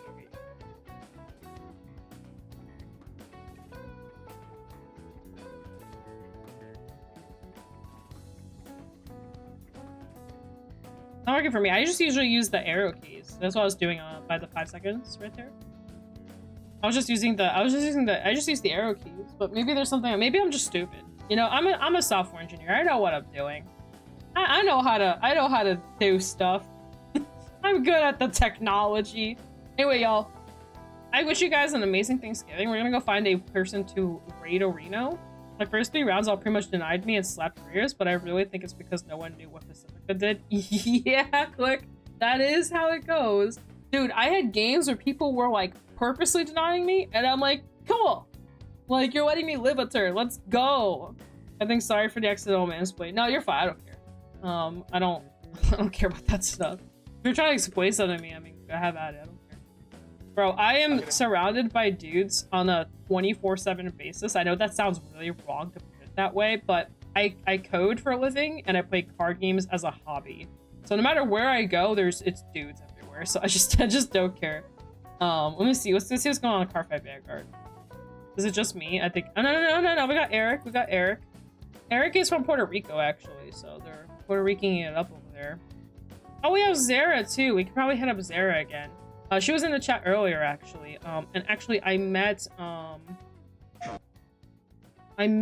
some of her friends at Houston. Cool. So we'll actually probably hit her up again. We could hit up Eric, too. I kind of want to hit up Zara. I'm feeling Zara again, but she was really fun. Oh, is she with Kondo? Oh, wait, no. Sorry, I was wrong. I thought she was playing with Candace playing Mahjong. We're watching ads. Don't you guys just love ads? Aren't ads the best thing? Anyway, y'all, thank you so much for coming out and having fun with me. I originally wasn't gonna stream, and then last minute I was like, I'll just stream anyway. So yeah, we'll hit up Zara.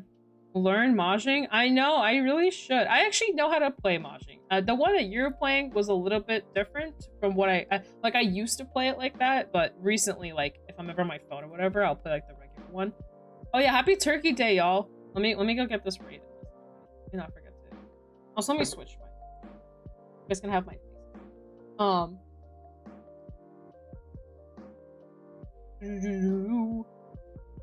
Also, come to what? One sec. I'll read that in a sec. Sarah.